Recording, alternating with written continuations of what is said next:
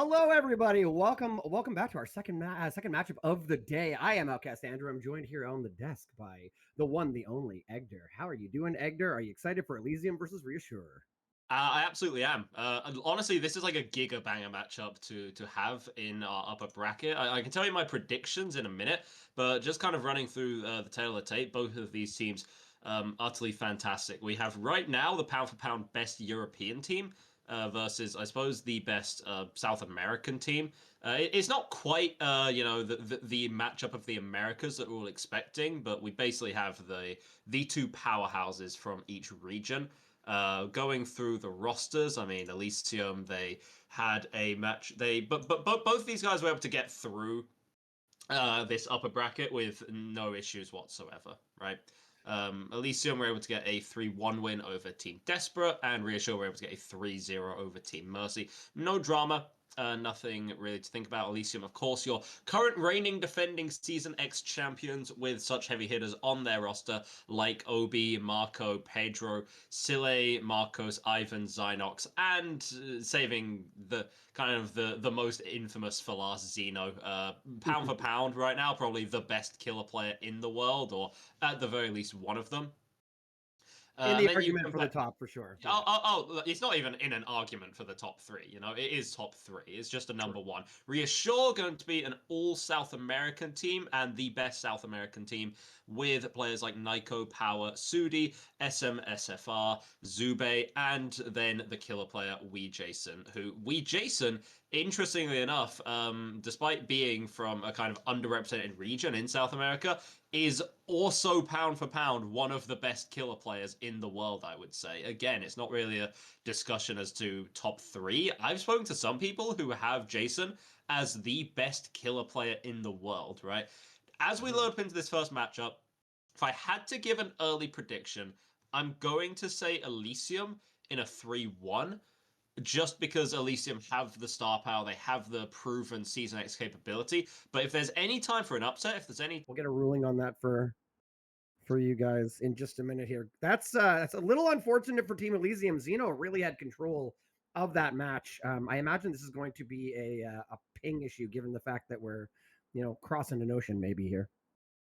yeah, it's just no, actually, it wasn't a ping issue in the slides, unfortunately. So we're having a lot of problems backstage. So there's been a little bit of confusion with the double unknown sets with the perks which are being submitted, and then with our already very short-staffed match official team. To the point where literally I was MOing for the first match today before coming into cast. Yeah, they are working so hard behind the scenes right now. But yeah, Elysium bought an incorrect perk. So they are going to be having to remove that. Essentially, they had submitted. What was it they had submitted? Yeah, they submitted Corrupt Intervention, but they end up taking Hex Ruined. Neither of these perks are banned, but we do require players to submit their builds beforehand and also stick to those builds. There's no, aside from offerings, everything is locked in, right?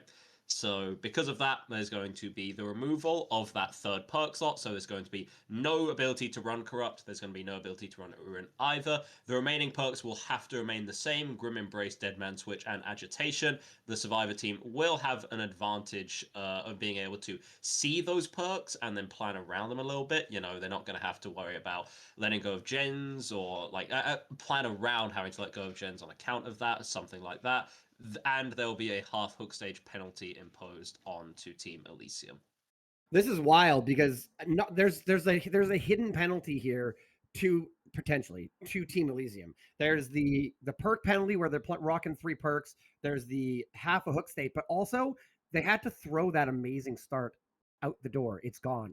Yeah, it was like it never happened. We almost right? had someone dead at 5 gens. That was it's gone. Everybody was injured again. Like I want to hopefully we see the survivors of Reassure take a breath, see what they did wrong last match, and adjust better. Again, I feel like there was some real sketchy, a little bit off communication. Zube takes that swing through the pallet, and Nico comes running back to the generator. I guess thinking that the killer had continued the chase on Zube when he was literally right there. downs Nyko, ends up Nyko gets slugged several times there. Powa then on Death Hook runs into the room very close to the Unknown, so the communication wasn't where he was coming from wasn't there as well. So hopefully they can take a breath. Xeno made a bit of a mistake, a bit of a clerical mistake, and as a result has to throw away that. If they can have a better first chase, they can get some gens done, not have a potential death at 4 gens, then this could completely turn the first game of the series around. So we are loading in. Sorry about the error there, everyone, but that's okay. We just get extra Elysium versus Reassure today, and I don't think anyone's going to complain about that. We're loading in here. How do you think, like, Xeno's a pro here, right? I can't imagine this is going to mess with mental too much on the first game of a set. No, I wouldn't say so. And I still think the Elysiums are the favorite to take this series. Reassure's a really interesting team. We know about the strength for Elysium. We know that for so long they have kind of been second, that they have been battling for first, and to be honest, a lot of times they've been second fiddle to whatever variation of Team Eternal and or Invictus exist beyond them. However, with Reassure, it's a lot stranger, where every season it feels like we're saying, okay, this is the season where Reassure become insane, right? Like, I remember Season X, people were putting them like easy top 3. They weren't quite putting them champion contender, that was still reserved for Elysium. Invictus, they were like, no, this will go insane. And then they had a really disappointing season, to be honest. I don't recall it exactly, but they came something like 8th or 7th. It wasn't really a spectacular showing from them.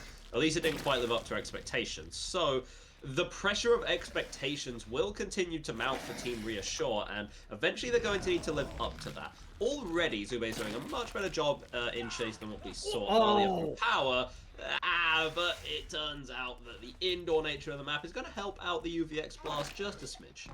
I was just about to, like, marvel at what a great dodge, but oh wow, the wallbang through. And are we not going for a CJ in comp, are we? Okay. I was gonna say that lingering hitbox almost was a great juke. There was something Xeno did before the first UVX came in. He arced it over top of some, like, sort of computer stacks. It didn't hit in the tube room where you can drop down from above. That was an amazing shot. It didn't hit, but the fact that he threaded the needle like that was absolutely wild. Xeno's precision on the Unknown is not something that you hear about a lot, but my goodness, I was so impressed by that.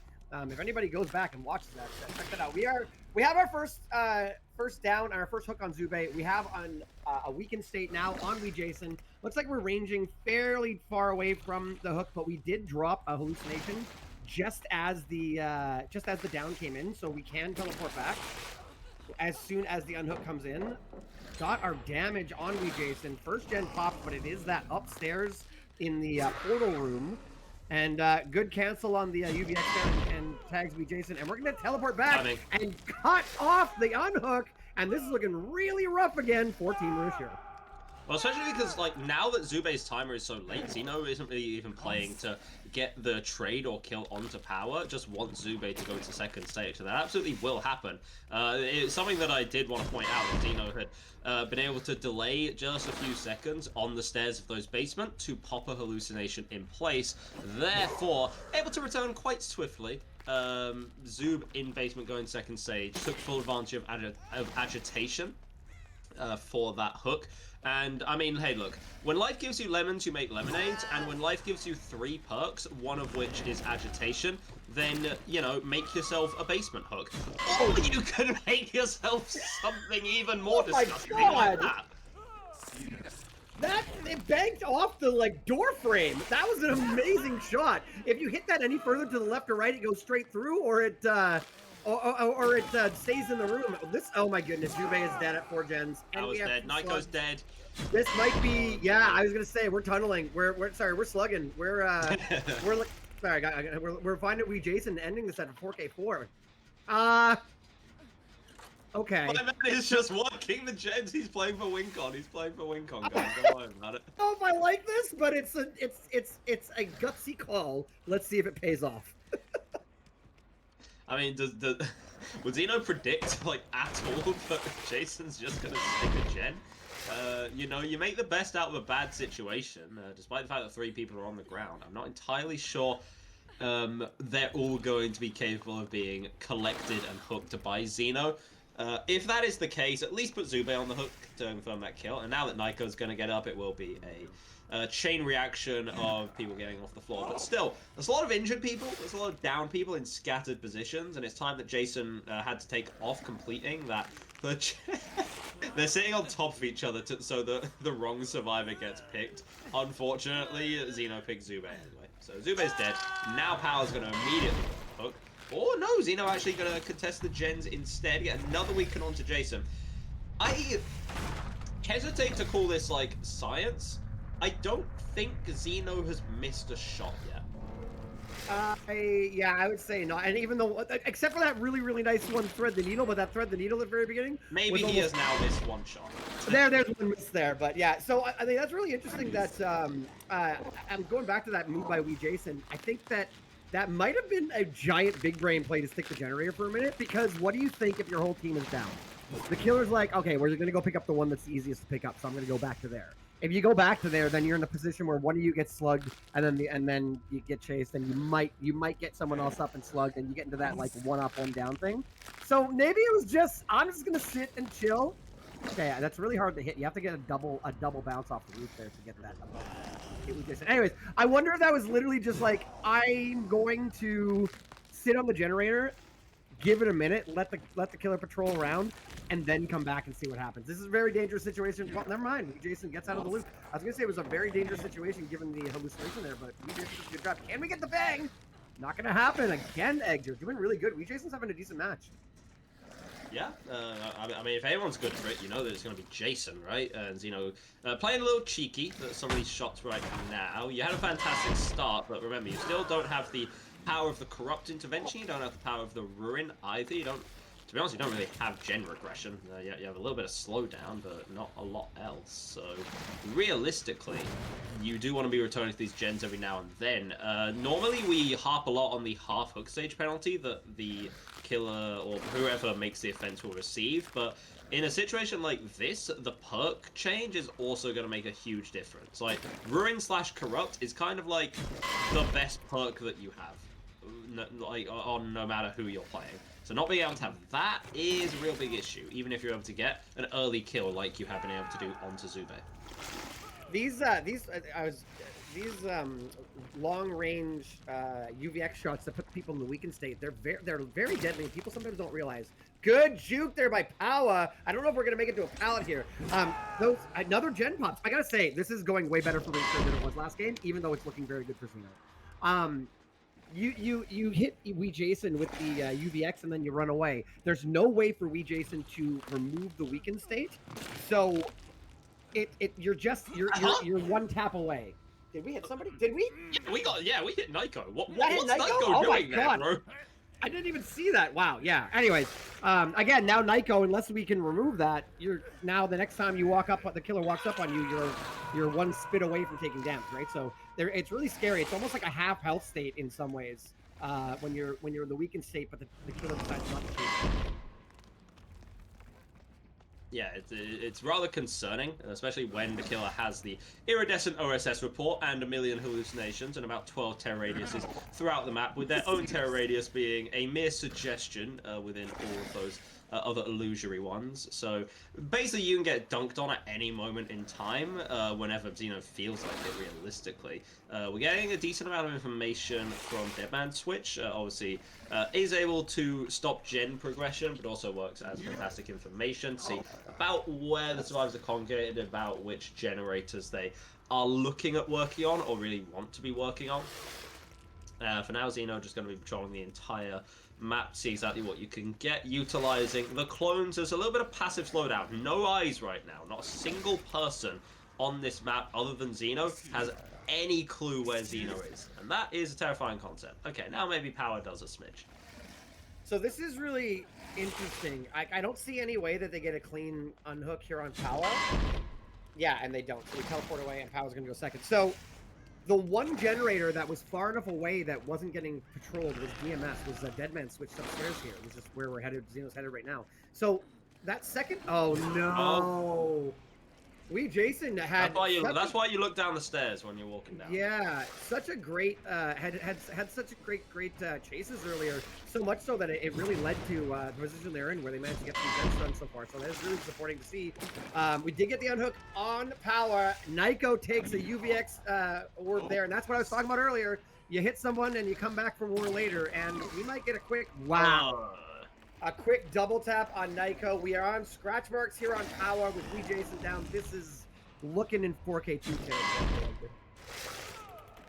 You ever just like, you know, it's been a minute since you watched a team, and last time that we saw Elysium, it was in that 3-1 versus Desperate, and obviously they had a couple of good sets, but, you know, there were some things which are a bit too close to call. You know, they kind of soft through the demo set. The Huntress set was a lot closer than it realistically should have been. And then we're like, well, maybe something's happening with Elysium. Maybe something's off with them. And then you watch a show like this from Xeno, and you're like, no, they're still fine. No, they're still a good team. There was never much doubt about it. 4K2 is an utterly fantastic result. This is a rule set which really favors the unknown.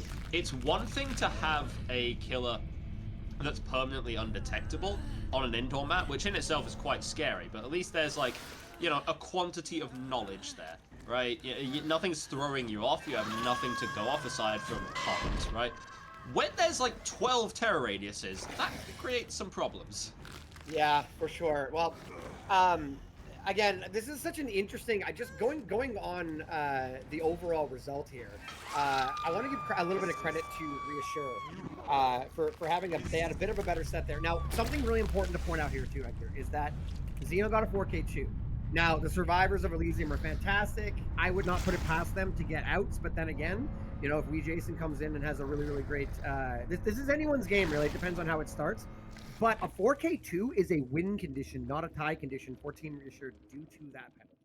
So, survivors need to get 4 generators done to win for Elysium. But if they only get 3 generators done, it's not a tie, it is a loss. So that's very important. That penalty could come into play. It's all going to depend on how we start here. But all in all, really, really solid performance by Xeno. I don't think he, like you said, I don't think he missed a single UVX up until we Caster Kirsten mentioned it. But even then, more so than hitting most of them, we had some really, really nice bounces and wall bangs. Like not just like I'm shooting at the guy over there. I'm going to shoot off the wall and then off the roof or through the wall, and some really, really, really skillful and really showcasing what the unknown can do, particularly when you're in narrow corridors. Yeah, Elysium are a team which have to deal with pressure all the time by virtue of being one of the best. But they've never crumbled. They've never struggled with it. Let's be completely honest. Like, I feel like this is the kind of team to be able to get out. However, the thing which can't be forgotten is Reassure are a fantastic team. You know, I've sung their praises for so long, right? But the level of killer and the level of survivor, there's a big disparity. I would put the Reassure survivor team top 16 in the world easily, but I would hesitate to put them in like a top 8. You know what I mean? I would need some convincing. I don't need convincing to put Jason as a top 5 killer in the world. You know what I mean?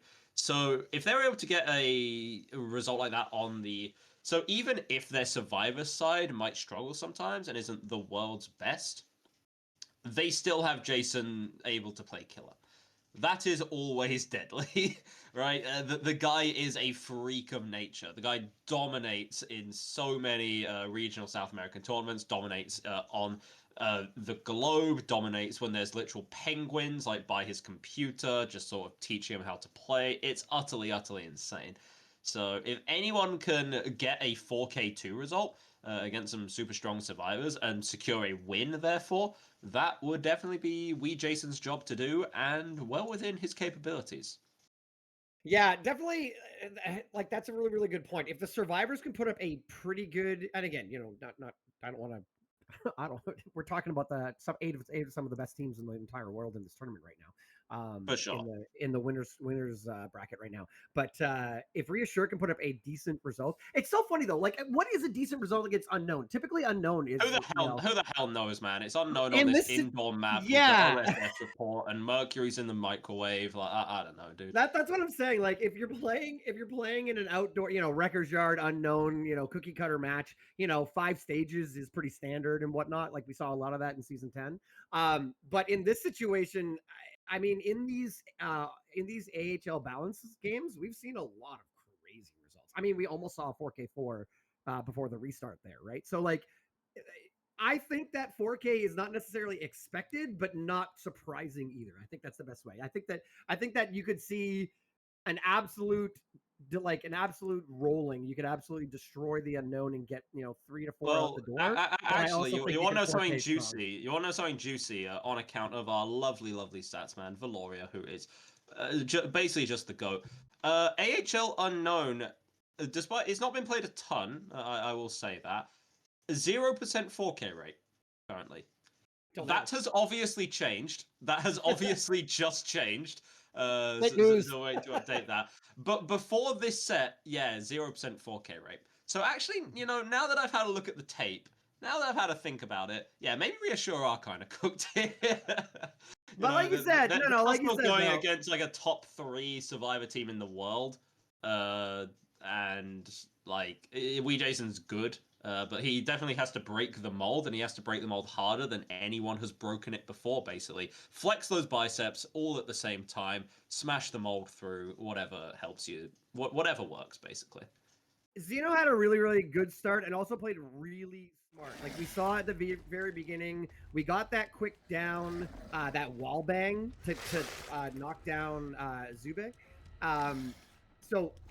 And then we wound up getting the slug across the map and the teleport back just in time. Like, a lot of that sort of like great macro play to go with the micro play, to go with the good chase. So that's what we're going to need to see from WeJason here. We're not just going to need to see a very strong performance from the... I'm holding my breath seeing if the UVX is going to hit. We don't need just a very strong performance as a killer. We also need, like, as an Unknown, we need really, really strong map control, map knowledge, awareness of what's going on, and we really got to be utilizing that stealth, well, not stealth so much as the extra terror radiuses. We just heard Ruin go down, so we are down to 3 perks with Pain Res, DMS, and we also will have Reckless Fate up against Marco. And don't adjust your screen, by the way. We do have Lamarco and Marcos in the same match. Hopefully you'll keep it.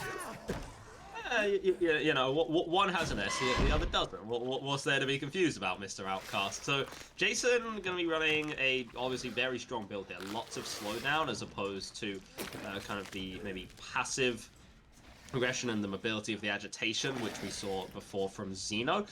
Pedro doing a really good job in this section. The problem is, like, being in this, like, a section this enclosed against an Unknown is basically like being trapped in a cage with a wild boar. Like, you can placate it for a while.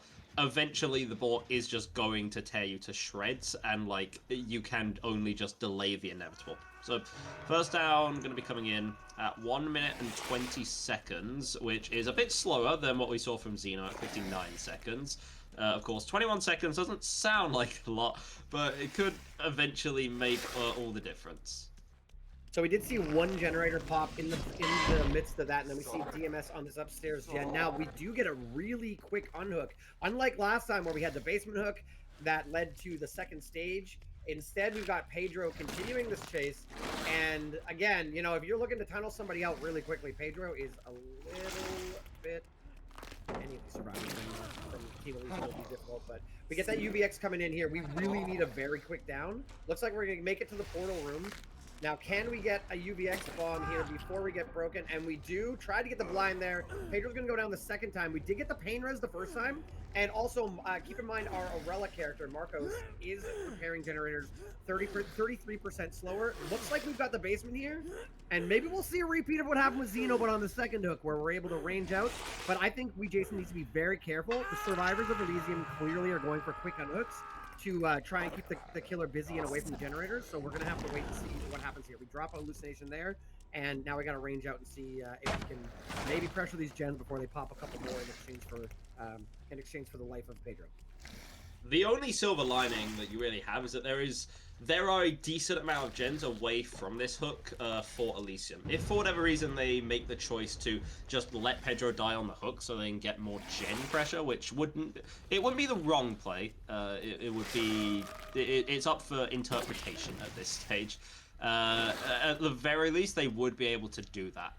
Jason having to go over to this other side of the map to chase down Marcos, and yeah, these shots, it is like shooting fish in a barrel, essentially, for our unknown players today. So Jason gets an injury onto Marcos before simply going right back to the basement. Very much looks like there's going to be no attempt to get Pedro off the hook. It will be far too risky, far too difficult. Remember, we don't have a tie condition in this game on account of the half hook stage penalty, so even though the quote-unquote tie condition has been met, still need one more generator to be bullied out, and you have 3 survivors to do it. So that is the death. Make that 2. That is the death of Pedro. So yeah, this is a very key. Honestly, if you're we Jason, this is looking winnable for you. It's not a foregone conclusion, but it's looking winnable. You can definitely stop another generator from popping when you're in this 3v1. What's going to be key is making sure you've got your hallucinations in a place where you can really pressure all the active generators, potential active generators. I want to go back really quickly. I want to say really smart play by Jason getting the injury on Marcos and then teleporting back to the stairs. They weren't going for the save, but I appreciate it because if the save had come in, I think this match would have been over. So really well played there. Marcos gets unhooked quickly. We're going to have to see, are we going to chase the injured survivor or are we going to be going for fresh with pain reses? Looks like we might be chasing our fresh survivor, LaMarco there. Oh, barely. The UVX going to be clipping the pinky toe of Marco, and oh, that rhymed. And then Marco going to be taking even more distance.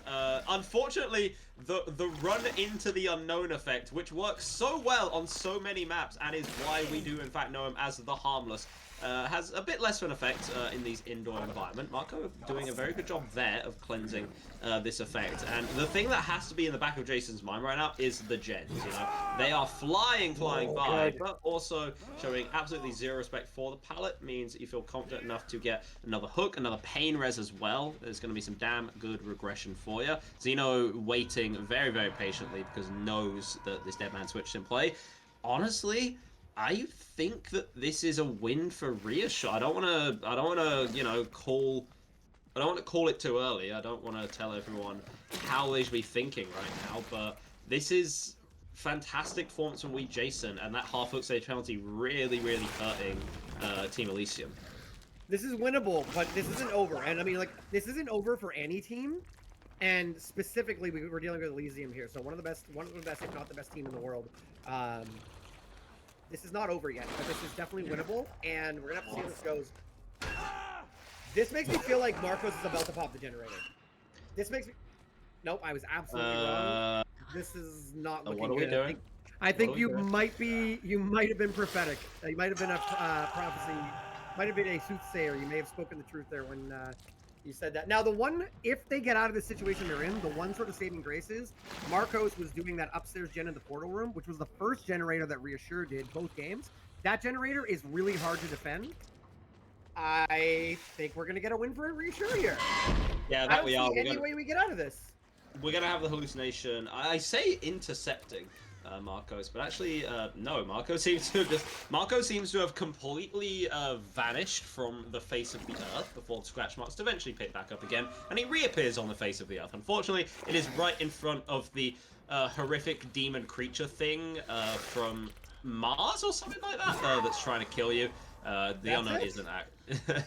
I don't think the unknown is from Mars. It's whatever. Point is, Jason's done a damn good job. That half hook save penalty really coming back to bite him. What would have been a tie beforehand is going to be the win for Team Reassure.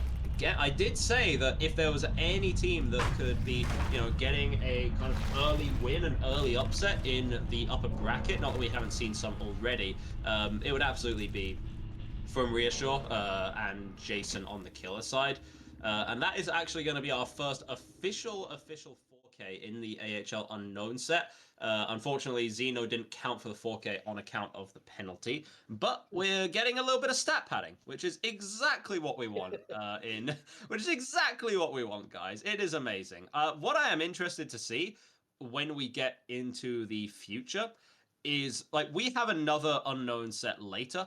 I want to see if it's any different on the AHL set versus the gold standard set. Like, is it the, Elysium just kind of fall apart on a weird AHL set where things don't really make sense, and also they didn't have Corrupt or Ruin to help them out? And then it turns out that we go over to gold standard and Xeno is literally just firing off missiles or something like that. Well, it is a good point. In an odd, because of the way things played out with this this little bit of error with the picks and bans and whatnot, Elysium did pick Unknown twice. So it is their pick twice. So Xeno's got a chance for a little bit of redemption coming up after this our second AHL set. But speaking of, let's talk about this next set coming up. We are going to be going to the Gideon Meat Plant. We're going to the game map, and we will be having the Blight. The AHL rules, or the special rules for the All Hallows League is going to be that the Blight must use Vigo's journal, which is to say that when dashing, you are undetectable. So we're going to have a very, very stealthy dashy boy with 150 pallets in a 2-story indoor map. So I think this is going to be really interesting. I wonder how much stealth is really going to come into play on that map.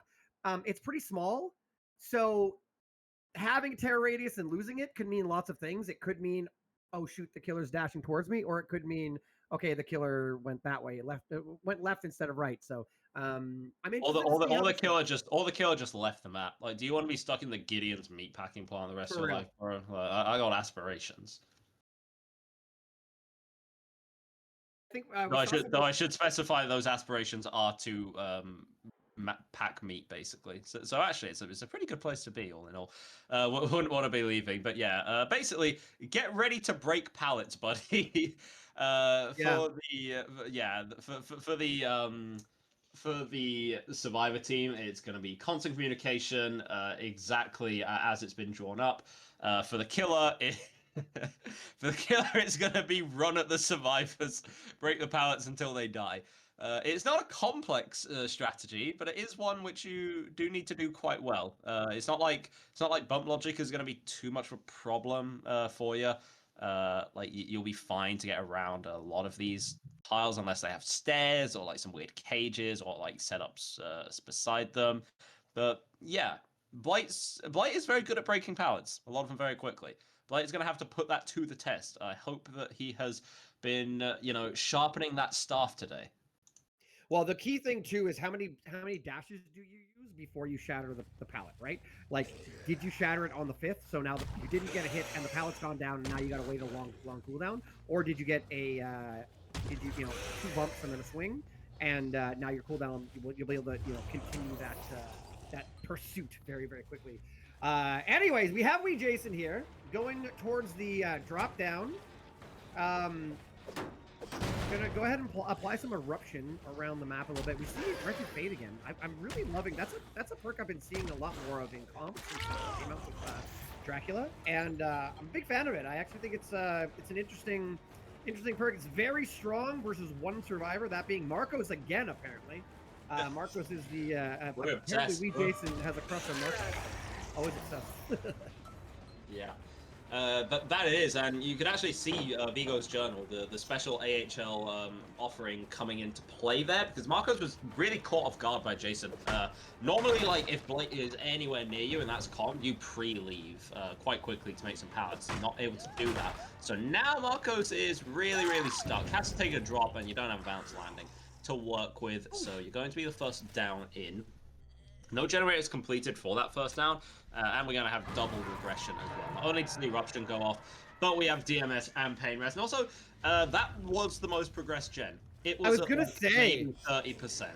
That was, when that one popped, I was like, uh-oh, that doesn't look good, because that was the most progressed generator that got 20% off, and it's got it's DMS now for the next little while. We're halfway through that cooldown at this point.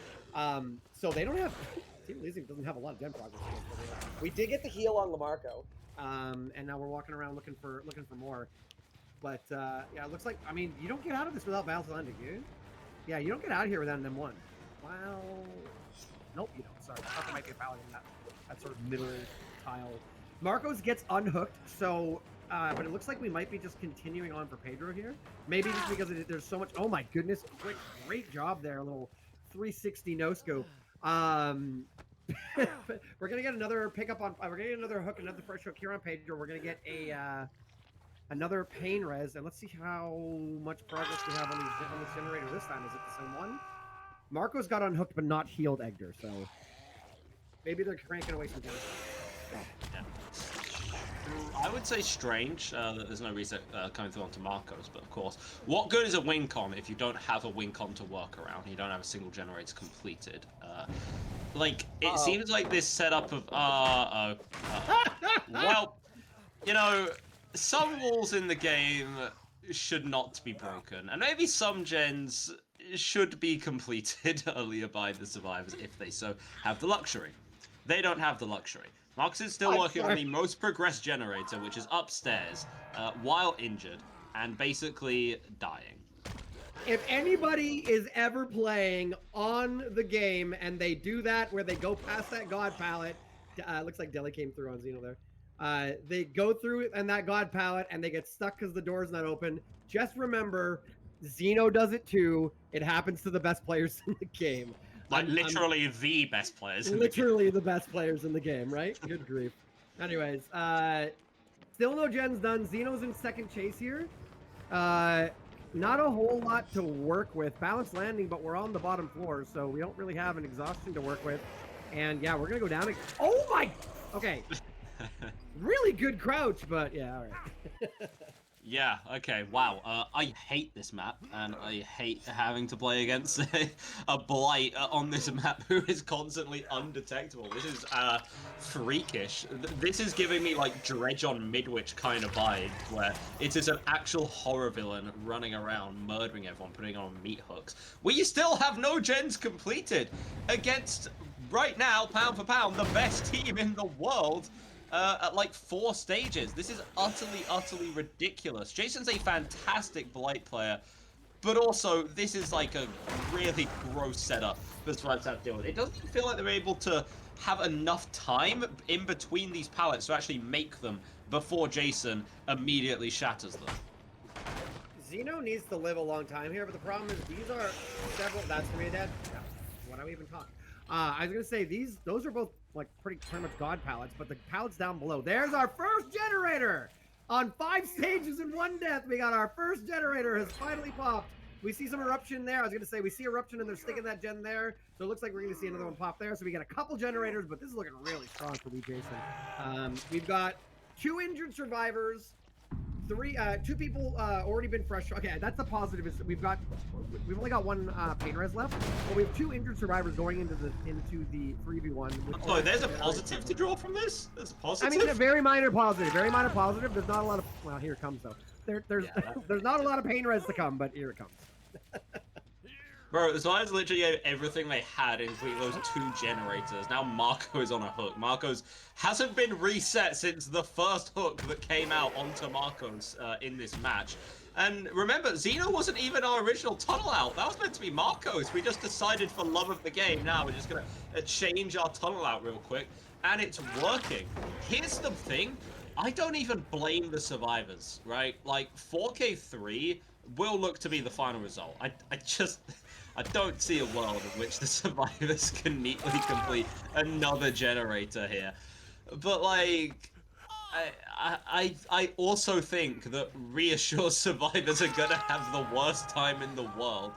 This set literally just feels like, hey survivors, you know how sometimes you had fun playing the game? You know that palette density update where we made most of the maps in the game like really good? And this has a lot of powers, should be good for you. You're going against the Blight, and it's Wee Jason, and he's undetectable.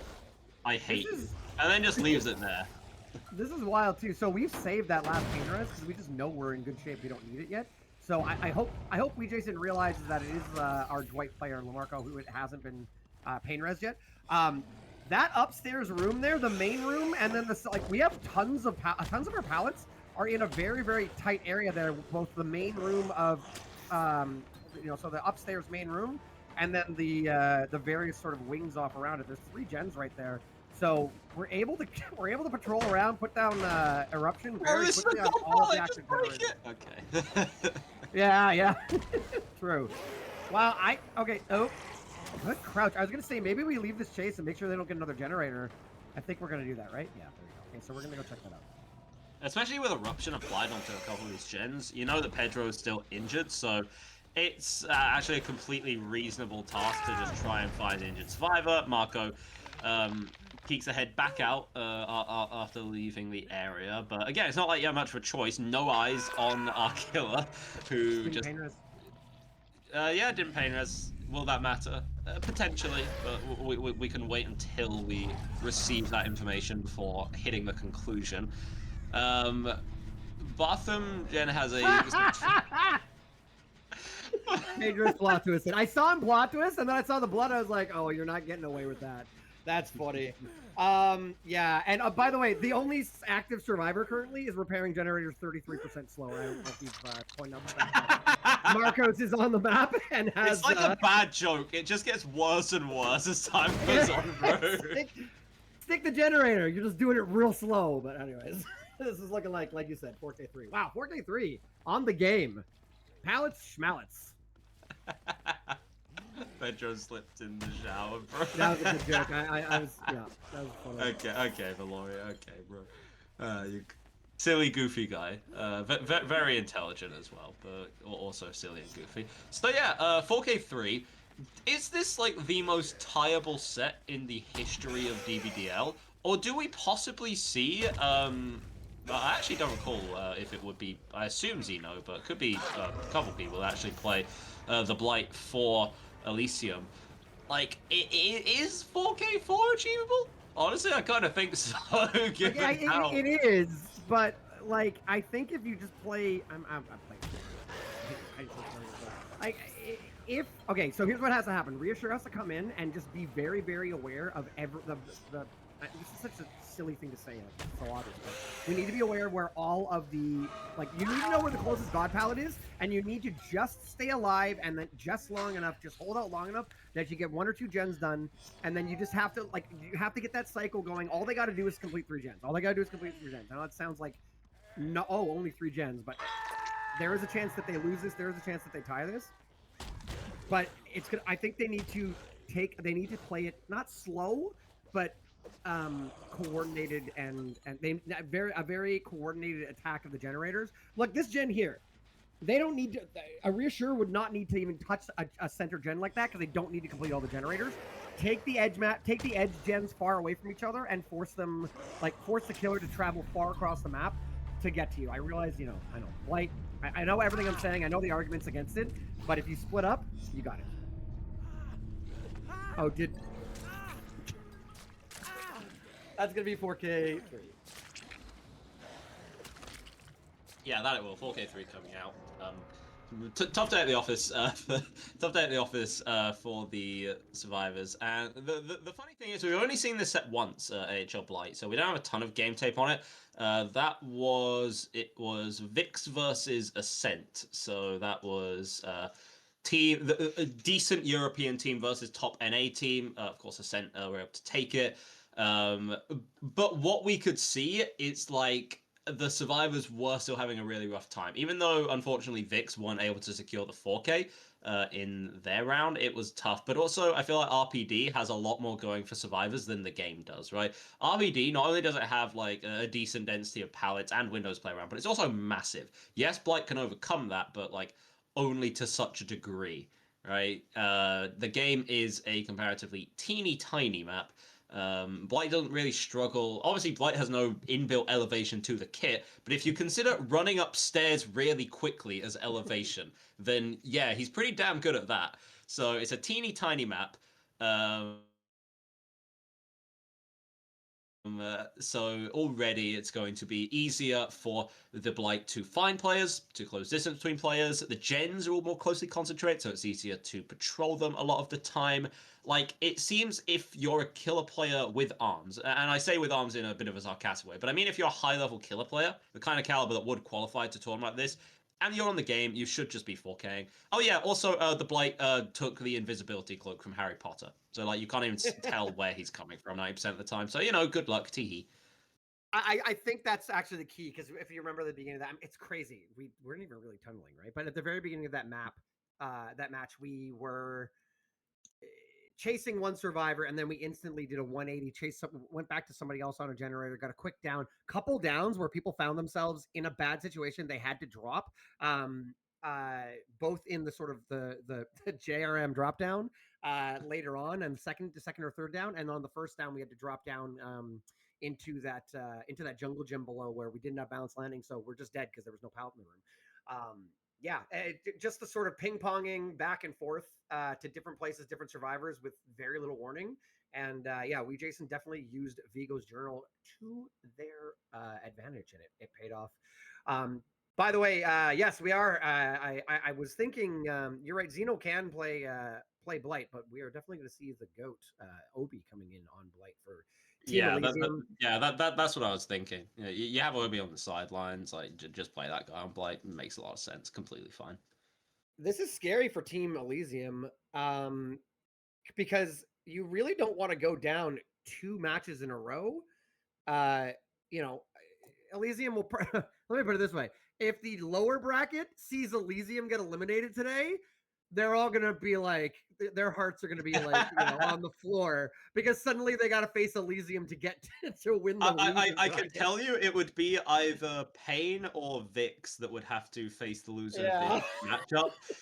And I'm either of those teams, bro. And it's like, nah, dog. Why do I hear boss music as I'm loading? Yeah, can you believe it? Can you believe we're playing Elysium? Like, so for the sake of the lower bracket and for the sake of Elysium, they really got to win this game. So we're looking for a 4K4 here by Obi. If anyone can do it, maybe it's this, maybe it's Obi. But yeah, that could be. Could you just imagine? Could you imagine the lower bracket going, "Come on, Elysium, get out of here"? Yeah, for sure. And it would be a hell of a thing to go down 0-2, mostly because even despite what we were saying earlier, about like, okay, yeah, you go down 0-2, which would suck.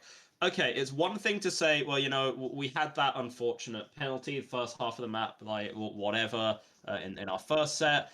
This set, the bouncing is broken. Say what you want about that one. We can get into it. But like, that's still a big issue because it's not like Reassure are a bad team. It's not like you're playing against a bunch of mouth breathers that you would beat any day of the week. No, Reassure are real damn respectable. So like, even if you're favored in the upcoming gold standard sets, you could still make mistakes. You could still very much lose that. And then, yeah, suddenly you're in the lower bracket. And that's a hell of a thing. Jason is going to be taking absolutely no risks right now. Because you know your win con, right? Like, you need 3 gens completed.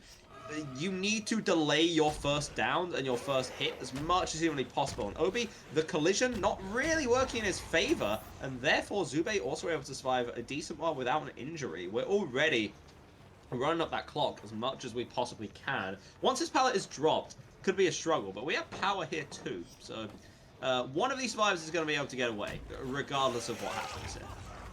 Really, I was going to say really, it's a bit of a better start for Team Reassure here on Survivor, but then again, we have 2 survivors there not doing anything but running around holding hands. Killer. So good stun we there could hold hands, Andrew. Well, you know, I mean, like looping with friends. Oh, that one hurts. Yeah, pallet stun there by Power, but a little bit of the EU versus South America, and that's gonna be a down here at 5 gens. Looks like we're gonna be able to make it to a pain res. That's the other thing about this map, or most indoor maps too. You can really struggle to maybe get to the hook you want. given RNG, doors open, doors closed, ladder, where the hooks are related, very related to the stairs and whatnot. We are gonna very quick unhook here on power. We're gonna chase Zoo. We gotta for the people play by SMSFR.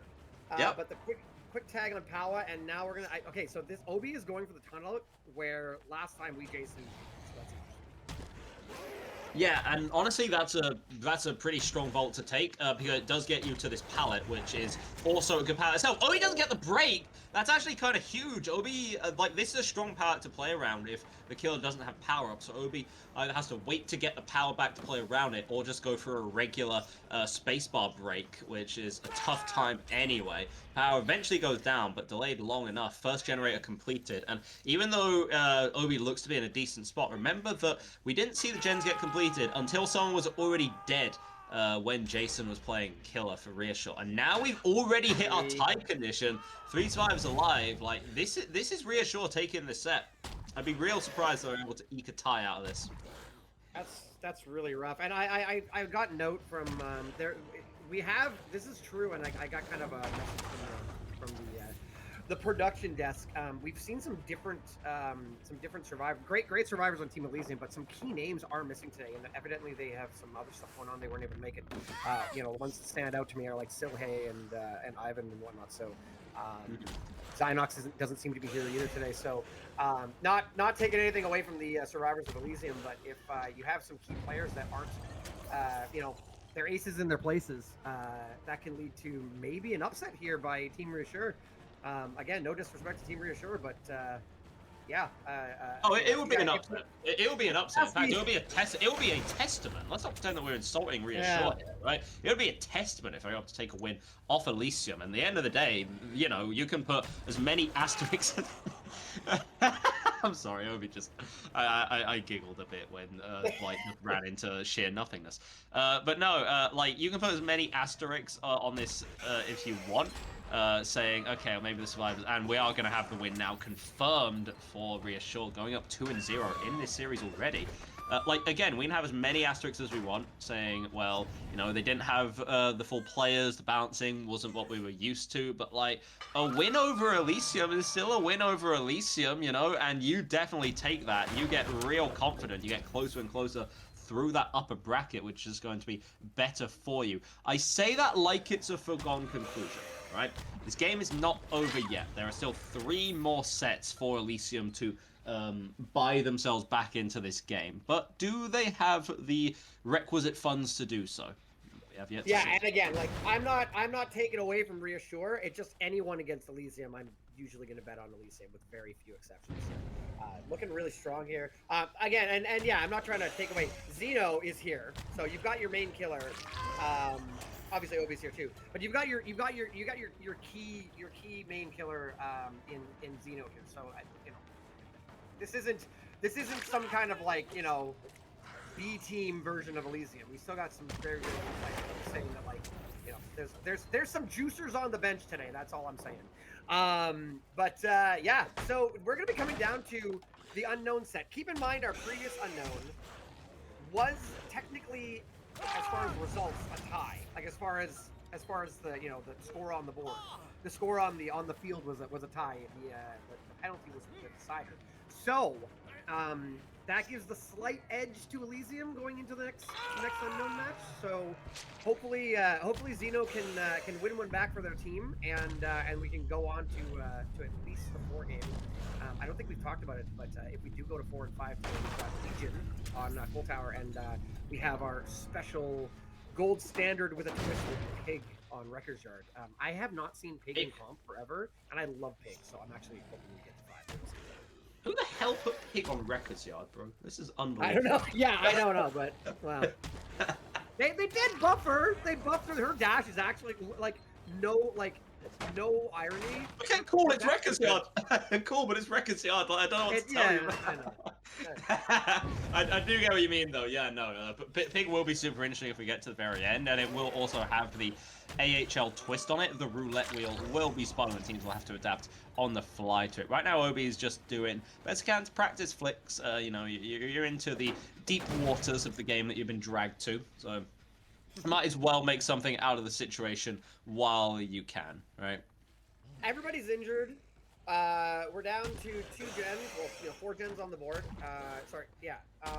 4 gens on the map. 2 gens left to do. Everybody injured. Blue Jason gets healed, but everybody was in. Well, Zoop. There you go. So never mind. I was I was singing the no. Obi's got this. We got this. But now it's taking a second. Maybe not.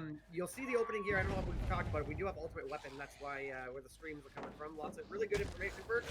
Particularly on a small map where you're basically always near to the killer, so you're gonna stream basically immediately every time. Yep. I mean, in fairness, there've actually been some balancing updates. Ultimate Weapon, of course, still going to be a damn good perk for.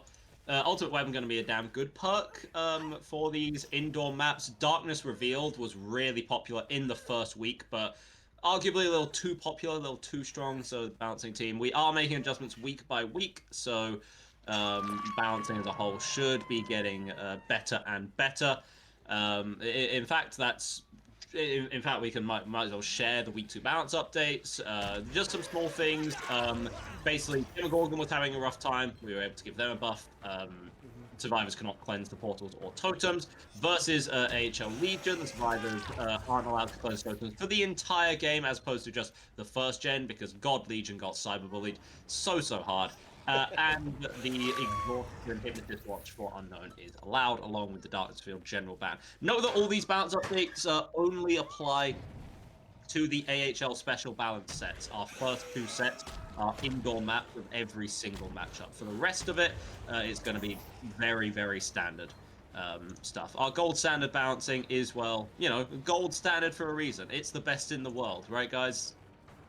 I like the Darkness Revealed because and that's going to be, by the way, that's going to be 4K2. Again, very close game. Obi got a 4K2, needed 4K3 to tie. Really good game by Obi. Not quite enough to get the tie. But yeah. Darkness Revealed on the indoor maps, it's just too much information. There's a reason why a lot of aura perks and add-ons are banned. Not all of them, but a lot of aura perks are banned on in competitive Dead by Daylight. It's because it really takes away a lot of agency from the survivors' stealth. And it kind of gives killers too much information, and it takes away from that skill expression of map knowledge and map awareness and general macro play. So I think that in particular is a very good adjustment for our second week here. So Obi's gonna get the Mori here on. Never mind, the pickup here on Nancy on SMSFR. And we'll be going to the unknown DDS Dead Dog Saloon. Well, how do you feel about that for a unknown match? I think that it's it's probably okay because the main building's a little bit weaker than it would be against some other killers. Like the main building got strength, but you can do some wall bangs there. So, but what's your take on DDS? DDS is perfectly fine. I don't know what else to tell you. I think that unknown needs the help, being the harmless and all that. So I'm fine with seeing Unknown on Dead Dog. I think that there are some interesting things that you can do with the verticality of that map. If you're able to, get some snipes from the top main building or from the gallows, it's going to be quite good for you. Aside from that, DDS is both unique and not at the same time, if that makes sense. It has a lot of little quirks about it. It has a lot of dead zones, but at the end of the day, there are still some very well concentrated areas of pallets. There are some indoor sections. There are some outdoor sections. I think that DDS has always had a reputation for being like a very survivor-sided map. But honestly, I think with the recent palette to redistributions, with the adjustments to all balancing, I think Dead Dog is slowly becoming more and more balanced as a map. It's still a really small map. It's still predominantly favoring killers. But, in a world where a lot of the formerly once even maps went over to the survivor side with the rebalancings, I don't think that's such a bad thing anymore. So the thing I always look at, and anyone who's listened to me cast before knows I'm repeating myself, but sorry guys, we get some new people here sometimes too. So the unknown. The big thing when it comes to Dead Dog Saloon is I mean, this can be true of many maps, but particularly the Dead Dog Saloon. How many generators spawn out in the desert area behind Gallows? That area there, if you can hold down a 3 or a 4 gen over there, the killer has a much easier time securing a win there. It can go the other way too. We've seen 45-minute chess games with the singularity out there, so I don't want to talk about those. Those are exhausting. But We don't having talk about the singularity 3 gens on DDS, Andrew. once you've deleted a handful of the pallets out there, out in the typically there's 3 or 4 pallets out there. One of them's weak, 3 of them are strong, and I'm counting that past the wagon. There's a third one, a fourth one at the wagon, and connecting to Shack. Once you get rid of those pallets, you're really in danger. There's no windows. There's nothing to really work with out there. So you're pretty okay when you're first chasing there, but if you aren't able to get rid of the gens over there and you get rid of those pallets, it's such a nightmare trying to get any gen progress done in that area. So these are sort of like strategic and macro things that I look for when I'm sorry, did you say nightmare, Andrew? I did. It wasn't a pun. I know. I was gonna say we're not seeing Freddy today, brother. No Freddy today. I said nightmare, and in the back of my head, I was like, Hector's gonna say something stupid. No, you did. I know. Yeah. Anyways, how could I not? The opportunity was right in front of me, good sir. But yeah, this is do or die for Reassure right now. Hopefully, Reassure are a team which I say have grappled with expectation a lot, but never have they dealt with pressure necessarily. Because to put it nicely, they kind of crash out before pressure can really pile on. Not individually, but like the team just doesn't really perform up to the standard expected of them oftentimes. So this is the time to do it, right? Get an upset win over Elysium. Be the dark horse that people thought you could be. Yeah, you could 3-0. 3-0 would be wild, right? Yeah, this is really key. Yeah. That would be crazy. Zeno, back for redemption. Needs to get that win on the board after that unfortunate. I really hope that they've. I gotta assume we double checked our build this time. After that penalty in our first set here, Elysium versus Reassure, we are loading into our third set. Unknown Part 2. We've got both of the perks that were mixed up last time. We've got Corrupt Intervention and Ruin. We've got Agitation, so we can place our hooks, and we've got Corrupt Intervention. Instantly, I do not like Zeno's generators here. There are only the Gallows and one other generator in that back desert area. So everything I just talked about, forget about it. It doesn't apply to this one. You're gonna have to take a look around. You were saying that there's some neat stuff you can do on this map. I want to shout out to Behavior. A lot of that neat stuff you can do has to do with how much the unknown can look up. Great shot on SMS. Yep. Yeah, obviously being able to look up, who would have thought, fantastic for a killer with the arcing ability there. Going back to the stat sheet, the tail of the tape for a matchup like this one. 4Ks are pretty unexpected. They only happen 25% of the time. If you can get something akin to that, then you're in damn good standing. SMS is going to be able to cleanse the weaken effect. Even if you, here's the thing, if you're healthy, even if you have to give up like a little bit of distance and take an injury, provided you get rid of the weaken, that's still going to be such an advantage for you.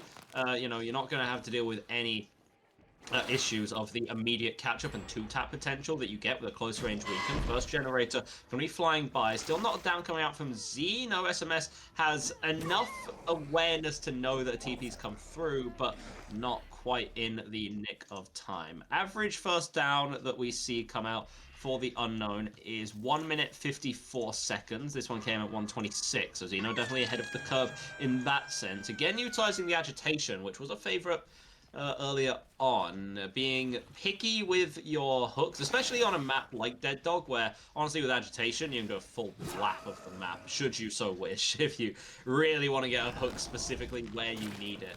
It's going to be helpful. I mean, immediate pick onto SMS. We've seen this quite a few times today, haven't we, Andrew? Yeah, the tag and then the unhook comes in and we go back to that. Yeah, I definitely think that a really good chase there on the first chase there by our survivors of Reassure.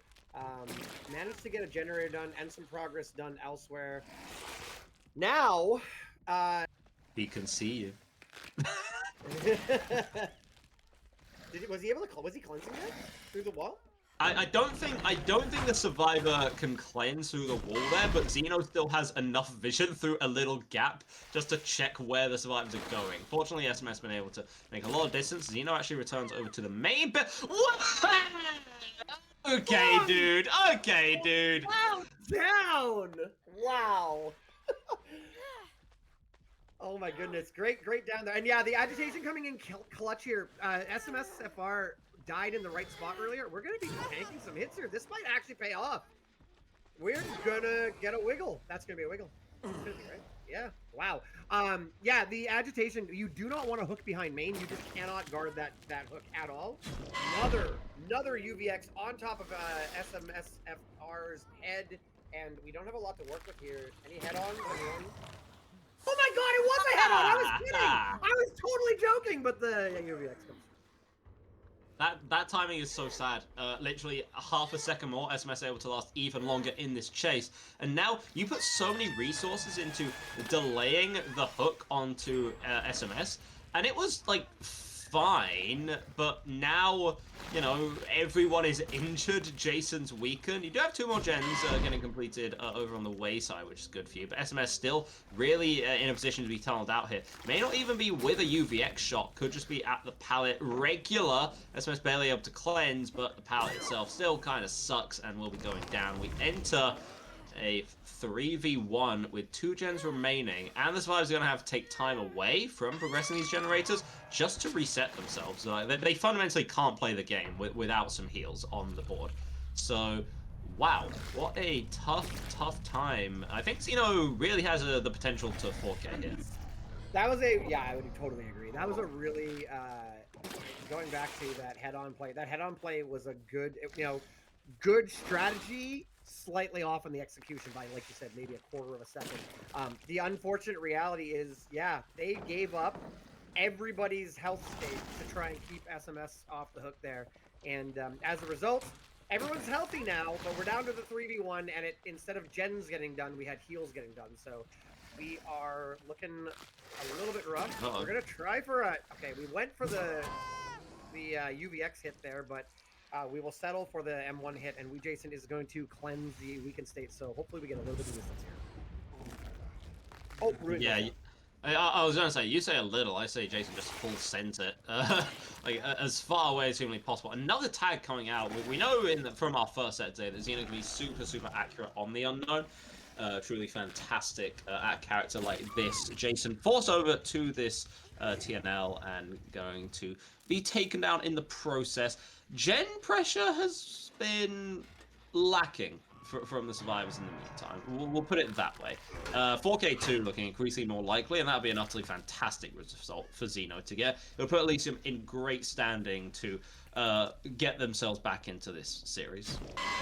Power is on main generator. I don't think that Xeno has quite noticed. I've figured out which gens are active. Power getting main generator done is going to be the... not necessarily, I would call it a sort of a minor win condition for Team Reassure here. They need to get down to at least a 4K one right now. Once you get one more generator done, then you can talk about getting all of them done.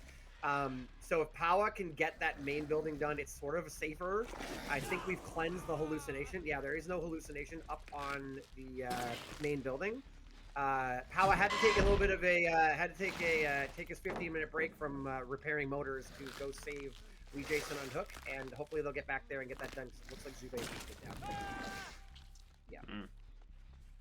And that came out so quick that there isn't really time to get a reset onto Jason either. So Jason's going to be super vulnerable. Right now, who do you send to do what? It's a hell of a thing to consider when Xeno is simply injuring and weakening everyone all at the same damn time. Power going to do a good job of just, holding W, holding away from this, absolute monstrosity of nature. Able to barely cleanse the weaken in time before immediately vaulting back into the killer. You win some and you lose some. Now you're in a prime position for another snipe, but this time Power barely evading the crosshairs of Xeno. Also, hi Zoob, you're dead. Yeah, I was gonna say, who does what? Power juices up for a minute, and then also while in chase goes and picks up Zoob. But yes, I was gonna say, are you gonna get it before that pain res? I think it does, yep. And there we go. Good job. That was an incredible chase by Power. Just managed to cleanse that that weakened state just before the next UVX comes through. Manages to pick up Zube, which kind of a jerk friend thing to do, where you sacrifice your friend to keep you alive. But in picking up Zube, stops Power from going down as well, and Jason gets the gen done before Pain Rush comes through. So really well done by Team Reassure. Now you're in a little bit of triage mode. We got to try and get people. Well, wow, good mortar shot there. We're trying to get people off the hook. We're gonna maybe reset, although I don't know if we're gonna. There's no way they can. We saw that at the gen that Xeno just fired at, the first mortar in the corner of the map, there was someone there, and obviously someone's just had to grab Jason, and that person's in chase now. Actually, never mind. It's just both of them in chase apparently. So there's no ability to reset here. Survivors are having an utterly awful, no good time right now. But there is one silver lining. There's no 3-gen. It's as you said earlier, you called it out very well, that, you know, having the Gallows 3-gen can basically make or break a killer on this map, and that simply doesn't exist, right? These survivors, it's not like they have tons of resources to work with in their favored areas, but at least they have space, at least they have distance that they can play with. And also, we landed a shot onto Power there. That's crazy. I was watching that go out, and I was like, no, that's not gonna hit, right? My God, what a great shot by Xeno. That was amazing. Zube does get healed. The main problem Xeno was having there is we didn't have any hallucinations over by that active generator. I believe, I'll have to turn around. It looks like one dropped on the stairwell, so it should have one there. Great bank shot there. Yeah, so that one's dropped right in time there, so we should be able to teleport over there, or at least get information if the survivors cleanse it. We're going for our last fresh hook here on Power, which will be our last pain res. This is a pretty good opportunity for both teams to get a decent win condition. We could see this the gen pop. We could see a 4K1. It's going to come down to the next couple chases. Again, Power had some fantastic chases, but apparently needs to watch his head a little bit because it's raining UVX up in the Dead Dog Saloon. So. And not only is it raining, but I don't think these guys want an umbrella to particularly deal with it. You know, Xeno's hitting some utterly fantastic shots, you know, piling on the pressure where need be. Umbrella played earlier. I had to do it. Umbrella played before this. Sorry. Andrew, I'm going to kiss you on the mouth. So come on, I can do the puns too. All right. As you were. Sorry, carry on. The die is busy, little bro. Don't worry about it. Now we're gonna move back over to Zube, able to get rid of the weaken effect and a unhook onto Power 2. But we actually interrupt Jason, dispelling the hallucination, who is now injured and weakened and in the open. That could be a problem. You know, one of your survivors just got immediately taken down there, basically 2-tapped. Power's still in the corner. Oh no! Well, yeah, was in the corner, as called. Now, what can be done? This is a 4K1, which is going to be the... this is a 4K1, which I was going to say the first, not the first 4K secured by an unknown in the AHL thus far. But, you know, it's not really meant to happen. By the way, Power, that second hook on Power, that was the pain res. We saved it. So even if we get out of the situation, even if we get the save and we get the pickup here, the top generator just got regressed as well. So important to note there. I hadn't noticed up until the hook came in that we still had one left over. Zube picks up, gets the unhook. Oh no, the lingering hitbox, and both of our injured survivors here take a UVX hit. Jason runs off, but Power's gonna die. This is death for Power right here. And no, it is. I don't think... Oh, okay. No, they changed that a long time ago, little bro. I'm sorry, Jason. I got excited for a second. Sorry. yeah. No, it's a tough one for Jason to be contending with on this day. But yeah, the gens don't have enough progress for Zube or Jason to have meaningfully progressed them since these kills came out. It was like I see the decision making that Jason made earlier to try and get rid of the hallucination by the gen that they really wanted to work on, but also that kind of gives things away, and it's just too risky a play. We saw the risk that we had right there, you know, unless the unknown is actively doing something else and you know for a fact that they have no reason to TP over to you, you probably shouldn't be cleansing the hallucination. Immediately the ability to get weakened, injured, taken down and out of the fight can be far too much to contend with. Honestly, I think that all that Jason did there was go in the corner to survive as long as humanly possible before eventually Zoob takes the chase. Zoob also hit with the Hypnotist Watch, so not going to be able to utilize the life that they have to make any out of distance. Long story short, it's over. That's very well said. Very succinctly said. Yeah, I mean, there are calculated times when you can cleanse a hallucination when the cooldown is up, but it is insanely risky, and so often you'll see it come back and sort of bite you in the behind and really cost you. And that's exactly what we saw here. And that was kind of the beginning of the end here. Up until that point, it was looking like we could maybe get the last generator done, like it was anybody's game at that point. But that one injury weakened follow-up UVX was just too much to come back from, and that led to what this result will be, which will be a 4K1 for Xeno. Survivors of Elysium are on the edge of their first elimination, not full elimination, but the edge of losing in the upper bracket. They need to get all 5 generators done to keep going in this matchup against Reassure. They can do it, but I mean, Jason played insanely strong earlier, so. I mean, yeah, Jason was able to match exactly what we saw from Xeno on the first Unknown set of the day.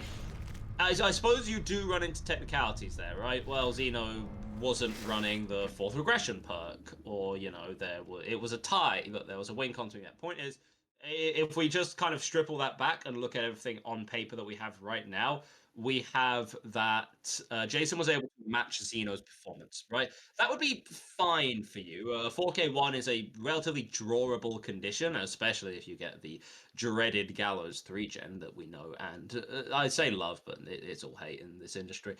If you're able to find that, that's fantastic, and then you can get yourself into the 2v1 tiebreaker and try and get your win from there. Other than that, you'll want a 4K2. And a 4K2 is really, really hard to get on most killers, to be honest, let alone the Unknown. Let alone against one of the best Survivor teams in the world. Even if Jason is that damn good, and he is that damn good, unfortunately the Elysium Survivors right here might just be better.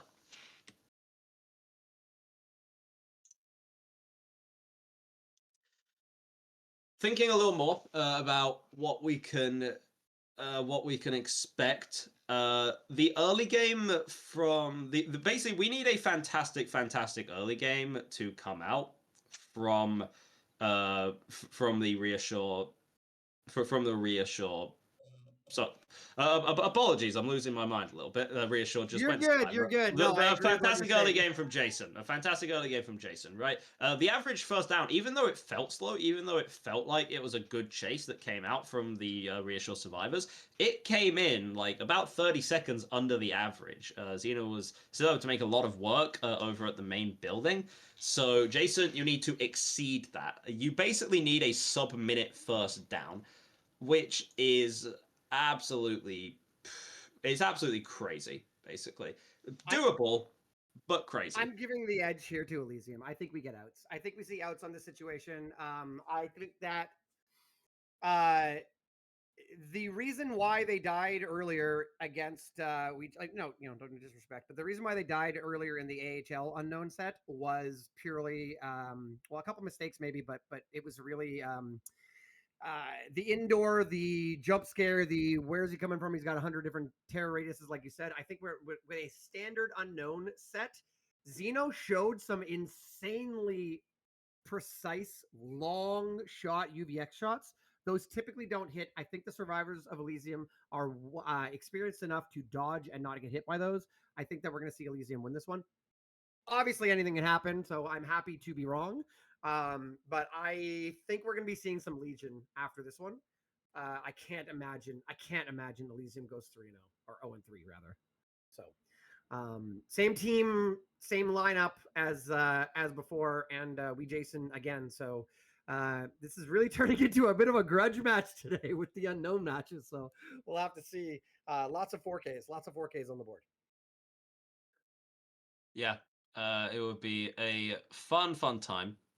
If we were able to see, look, put it like this: if we see Reassure 3-0 Elysium, I am literally coming over to Outcast Andrew's house and I am kissing me on the mouth live on stream. Nothing will stop me. That's the kind of like that's the kind of unbelievable nature which would kind of satisfy exactly what we see right here. So I'm rooting for Reassure is what you're saying. You wish. I you wish. mean, excuse me. Let's keep this professional. All right. We are loading in though. So Jason, we got to get a 4K1 to go to tie. We got to get a 4K2 to win it for Reassure. Survivor's got to finish all 5 generators to prolong the series and get a chance to come back and actually make stay in the winner's circle here. Exact same build, I believe. Yep. Am I right? Yep. Yeah. Exact same build, so nothing new there. Oh my god, how did that not hit? The harmless, as we well know.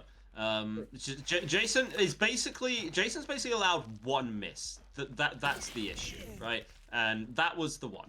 Now we're going to be getting another hit pretty well. Marco's going to join us in this corner of the map. Also, speaking of similarities to last set, there's also a similar RNG talking about the infamous Gallows 3 gen. Just doesn't seem to exist for Jason here, which would be exactly what you want to be holding in a really close set like this.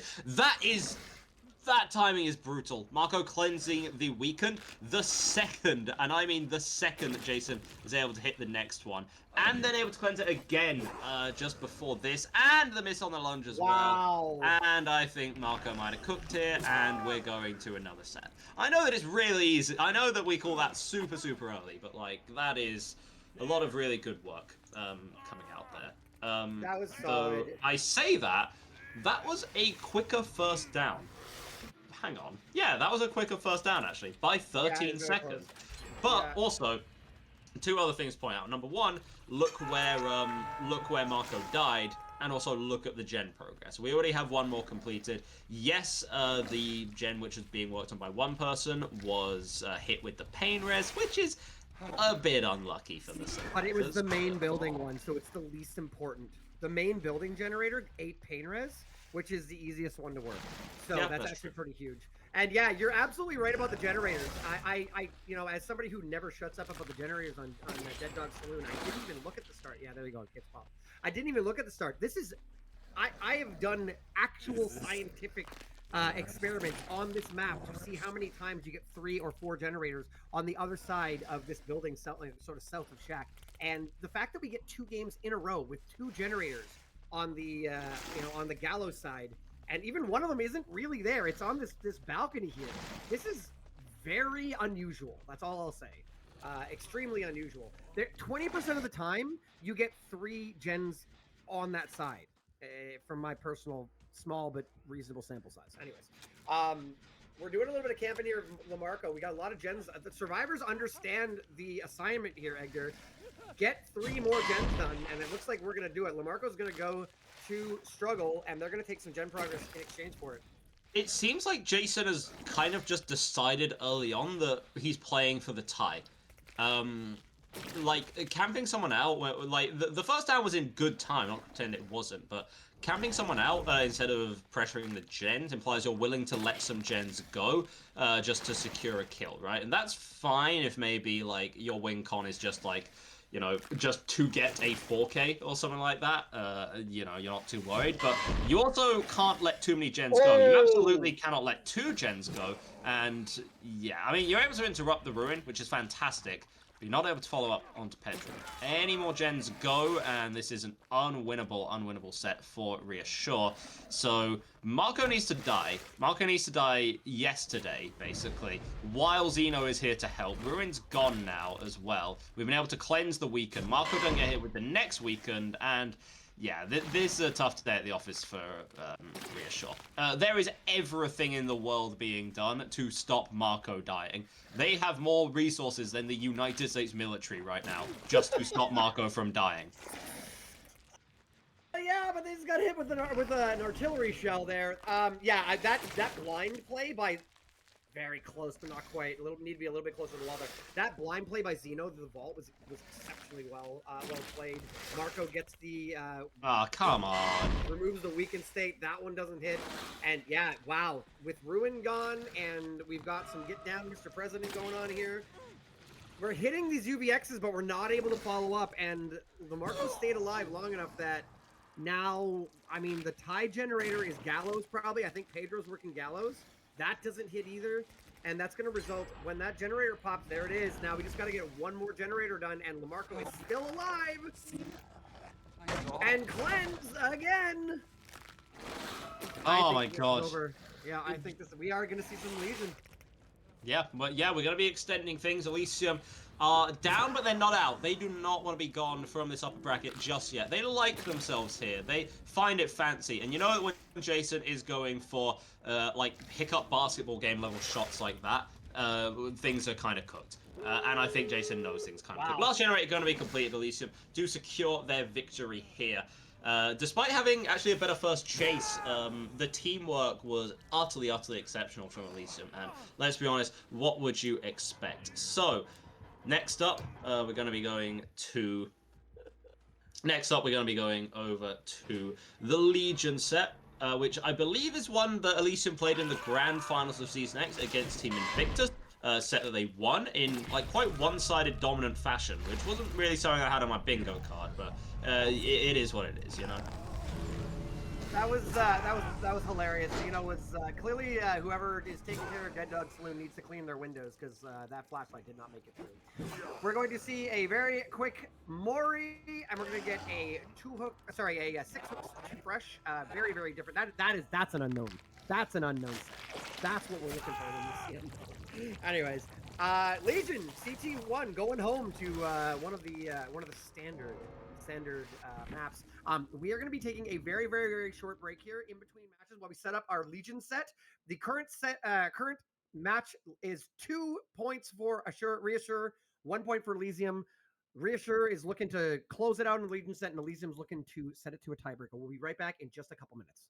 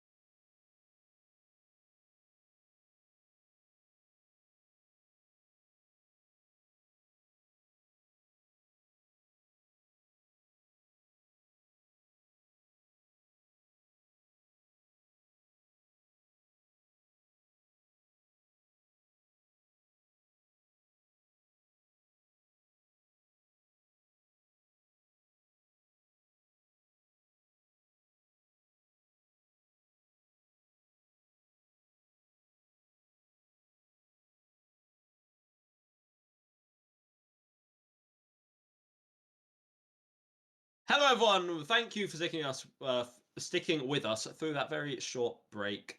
So yeah, right now, Reassure are in prime position to finish off their prey. Currently 2-1 up against the best team in the world, at least as far as our official rankings go, in Team Elysium. But Elysium want to prove why they're the best. They're not ready to give up quite just yet.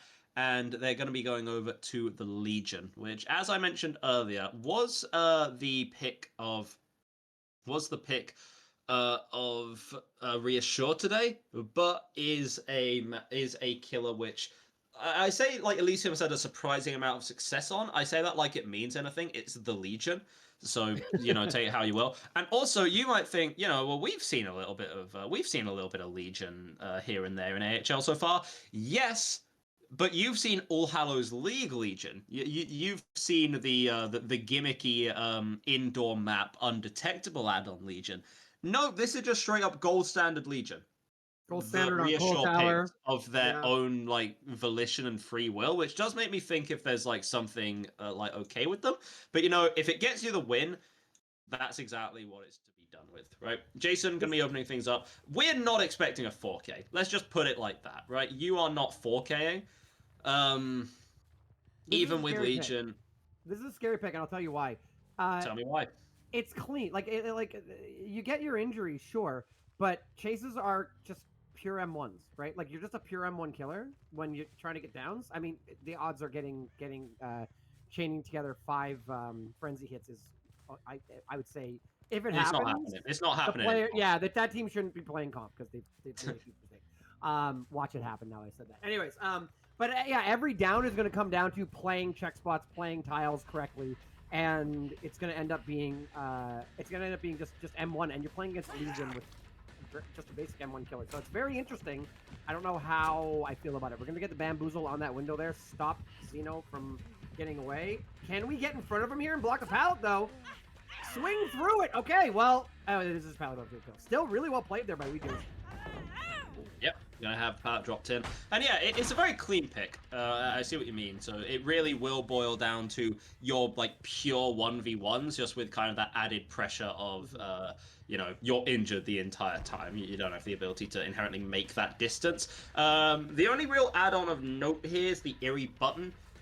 Mandatory, absolutely mandatory. It's the only thing that gives you a non-injury related chase power as Legion. You can vault pallets in a frenzy to immediately break them, but the survivors know this, and so you can see that they're going to be trying to drop pallets right when the Legion cancels the frenzy, just to force a regular break, which means that so much distance can be bought, right?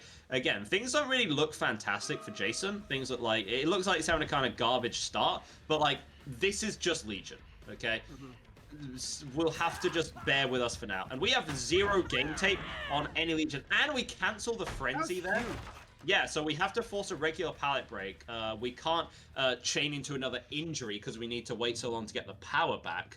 And right now, Elysium are playing carefully, but they're playing conservatively and effectively. That was really fantastic heads-up play by Xeno. Xeno, already injured by the first frenzy of the game, comes in, takes the hit from Marco, and then body blocks and gets the stun on the pallet. So, all in all, that entire chase there, where it should have been a free hit on our Dwight, it was clean. No hit comes through.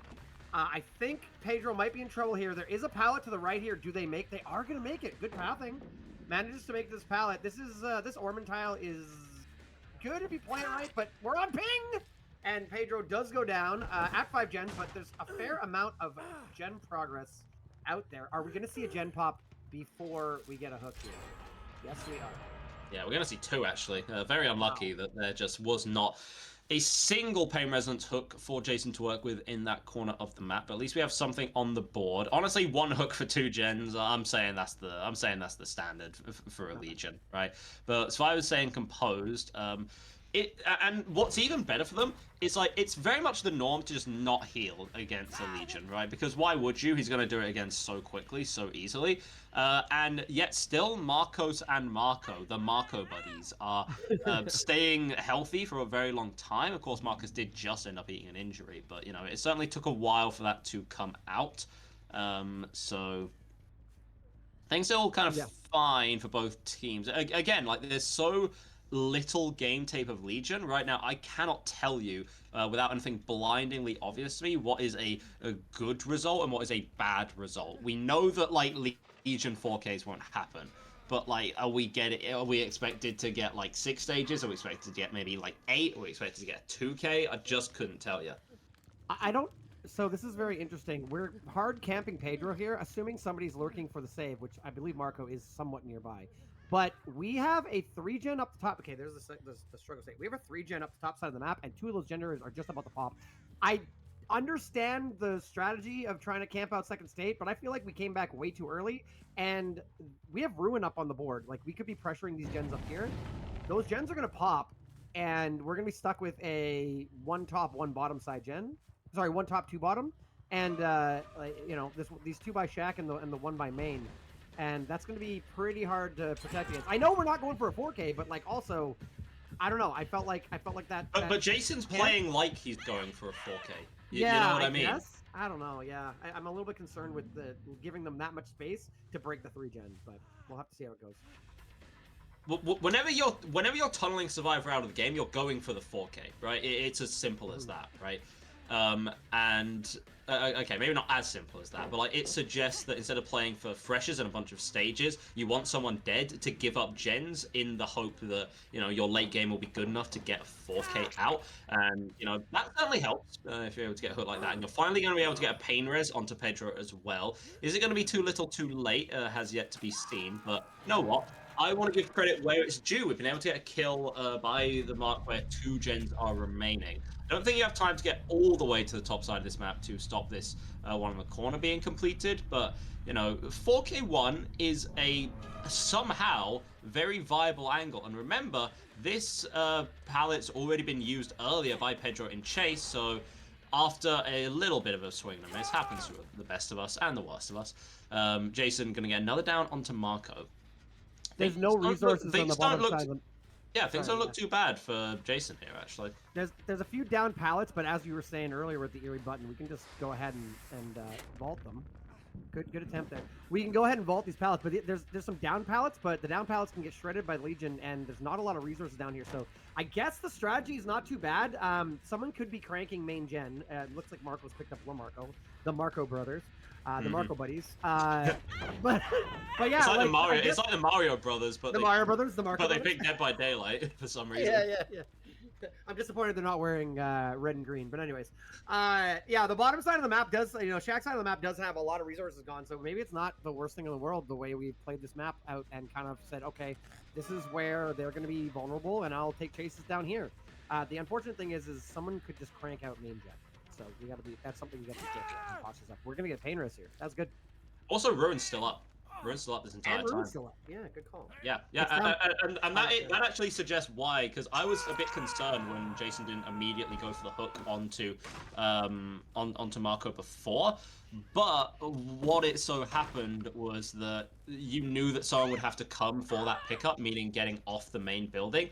Like, you have no 3-gen to work with, that's true, but, you know, you still have a lot of pressure exerted on these survivors, and this is where the whole being injured thing adds up. You know, in the early game, no one cares when there's 4 survivors alive, but when someone needs to get that unhook in a dangerous position, and every survivor is basically forced to play the whole match injured, it's going to be a damn good performance. And yeah, we're able to get a pick onto Marco, but again, the whole time, we're progressing the gens, and Jason plays that one perfectly. Going to get another pain res off the back of this. Now you're chaining exactly how you want it to. I feel like the pressure is going to be a bit too much for these survivors to bear. And I think we just saw, yep, Jason has eyeballs, fortunately, as could be expected, and saw that Xeno was going over to this main building. Xeno trying their best to buy as much time by maybe vaulting that window back and forth, but it's all going to be for naught. You make it over to another rock filler in the corner.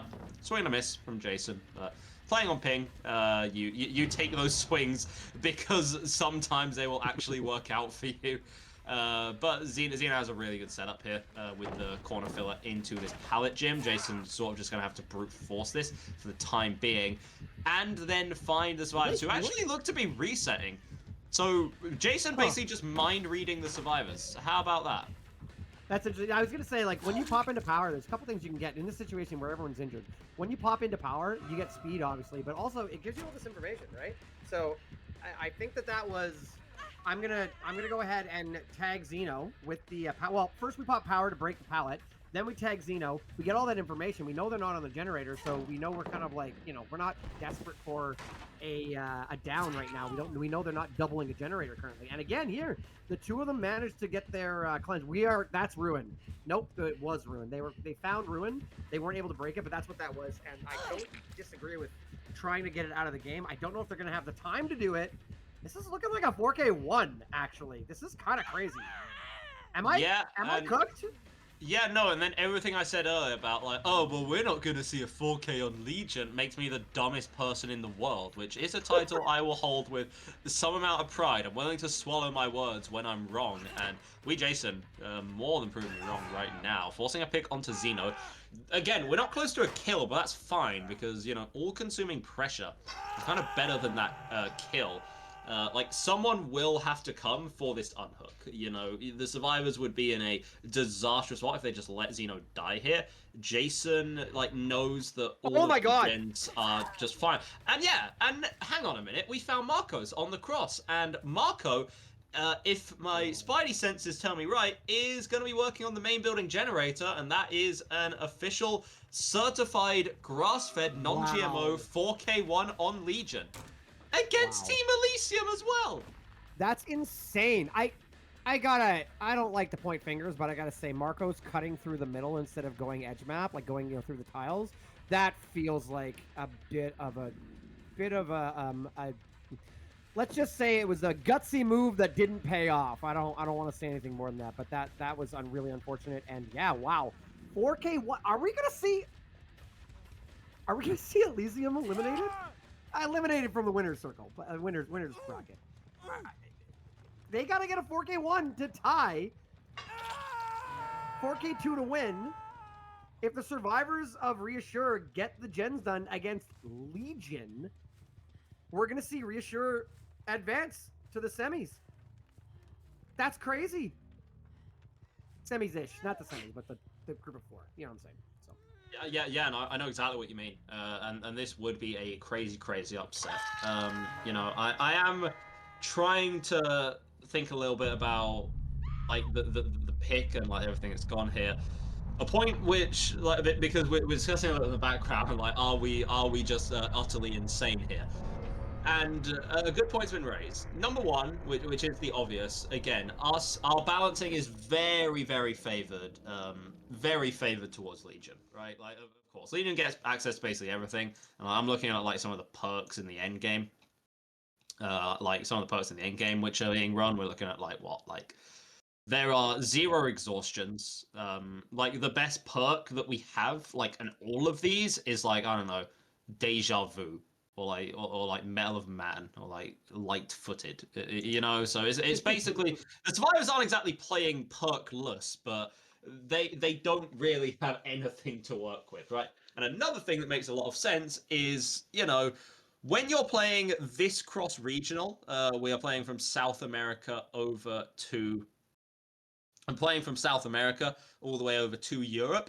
200 ping, anything's possible. Now, I say this, I only take that one with a grain of salt because that kind of goes for both sides, right? Jason's a fantastic killer, of course, and if you have the ping advantage, then sure, that helps. But then also, like, Xeno is fantastic too, and Xeno's going to be taking Legion for Elysium. And then the ping is going to work in like Xeno's favor then, and so it's really strange. So like either 200 ping is just the cheat code for Legion as a whole, and like the cross regional play just makes Legion into like an S tier killer all of a sudden, or Reassure just knows something that we don't. And this was actually the goated pick from them. And then, yeah, they would somehow 3-1 this and knock Elysium down to the lower bracket early on, which is utterly ridiculous. We have actually seen some 4K2s come out on Legion in Season X. Seraph and Cynic managed to tie each other on Legion with a 4K2. But, like, to put it bluntly, in any normal capacity, in any competitive setting, honestly, even I'm going to go so far as to say the Survivor's playing perkless, itemless, add-onless. Legion shouldn't be 4K. So we have to give all the credit in the world to Jason for that one. Like, truly. There's only so much code I can say before it's like, you know what? Maybe Jason just played super well. I'm shocked. Like, I'm shocked by that result. But okay, so the survivors of Reassure have been Now it's Andrew Cope time. We enjoyed Egdar Cope. Let's see what Andrew Cope yeah. The survivors of Reassure have been inconsistent, but the problem with that is that they've been very good, or they've made like go back to the very, very first part of the very first game, the game that we might need to reload here. I wonder. I hope that's not. I hope that's not a penalty. We were about to load in. Oh no! I really hope that's not a penalty. No. Anyways, I'm gonna, yeah. I think I saw the add-ons. I think it might be a penalty. Was it a penalty to Xeno? We'll see. Anyways, we will tell you. We will tell you. Yeah, going back, I'll finish my thought. Going back to the beginning of the very first match, the one that Xeno took the penalty on, in that one, there was some miscommunication. Survivors were going down. Come on! Oh no, it was the wrong map, so that's going to be a penalty. So 4K2 is going to be win. 4K1 is going to be loss. Okay. Xeno's having a rough day. Xeno's having a rough day. We got to get 4 generators done to win and knock Elysium down out of the winner's bracket. Okay, I'm going to say what I was going to say, even though now it's the metrics have changed a little bit. Reassure has been spotty, but they have juiced up and got some really good chases in when it counts, and we've seen better results than we should have based on like early mistakes followed by some good mid-game to late-game chases. So Xeno needs to play insanely well, and Reassure's got to make some mistakes. That's all I can say. I'm like I was already coping, and now that just like my heart dropped from the wrong map because now I'm just like now this isn't. I feel like this isn't 4K2 Legion on Coal Tower. My heart hurts for Xeno. This is unfortunate. Load it in. Let's go. Elysium bought the wrong build. Elysium brought the wrong build. Elysium bought the wrong perks on Killer. Again, I'll explain. As I said earlier, but for anyone who missed it, all of our teams are required to submit their builds before the match, within balancing, and Elysium just bought the completely wrong build after picking the wrong map. And live, I've never seen this, but I genuinely don't know. We're waiting on information behind the scenes as to what that is. Either it's still the half stage penalty, but is it a DQ? No, it wouldn't. It wouldn't be so far as a DQ. It wouldn't be so far as a DQ. It's either the half stage penalty, or it's a 2.5 stage penalty, which is brutal. This is rough. It's another half stage. It's another half stage penalty. That's but a half stage, half hook stage, right? So that doesn't really change the metrics at all, right? Because whether you got 12 hooks at if you got 12 hooks at 1 gen left, or 11.5 hooks at 1 gen left, or 11 hooks at 1 gen left, you still have to get it done in 4K2, right? So I'm gonna wait. I'm gonna wait on commenting till I get the exact. You have to 4K2 here. What I'm saying is this: if it's just another half stage, then nothing changed from the first penalty. That's what I'm saying, right? Yeah, because it was a 4K2 and now it's a 4K2. Now, if you get a 4K1, you lose by a 1 hook instead of a half hook, but it's the same difference, right? So it doesn't really matter. Goodness gracious me. Okay, was an okay start for Xeno. Was it? What was it? Well, they hadn't gone on. The corrupt gens were down by Shaq. They hadn't got on any of the generators really at main. We were about to get our second tag from that first frenzy, and another person was nearby. So we might have had 2 to 3 injuries there. It was okay. So I mean, that doesn't have any bearing on what's going to happen now. Hopefully, we can see another decent start. I know it seems not great because Zoob got the stun, but that stun didn't wind up mattering because nobody was on gens yet, so yeah. No, this is we want to apologize to everyone in chat. Things generally don't go quite so. The things aren't quite as chaotic as this. Another thing that should be noted is that any offending perk, so any perk which wasn't in the original lineup, has to be removed. From what I can recall, based on the build that I saw from Xeno, I think that's like kind of like that's most of the perks. Like he's only going to be able he's only going to have access to 3 perks instead of 1. He also, so we're going against one of the worst, so we're playing as one of the worst killers in the game, and we have to lose out on one of our perks as well, which we can say now literally as we load in and the other team have knowledge of it, is batteries included. Which is gone. Of course, that would be really good for you as things get later on, especially because Coal Tower isn't like...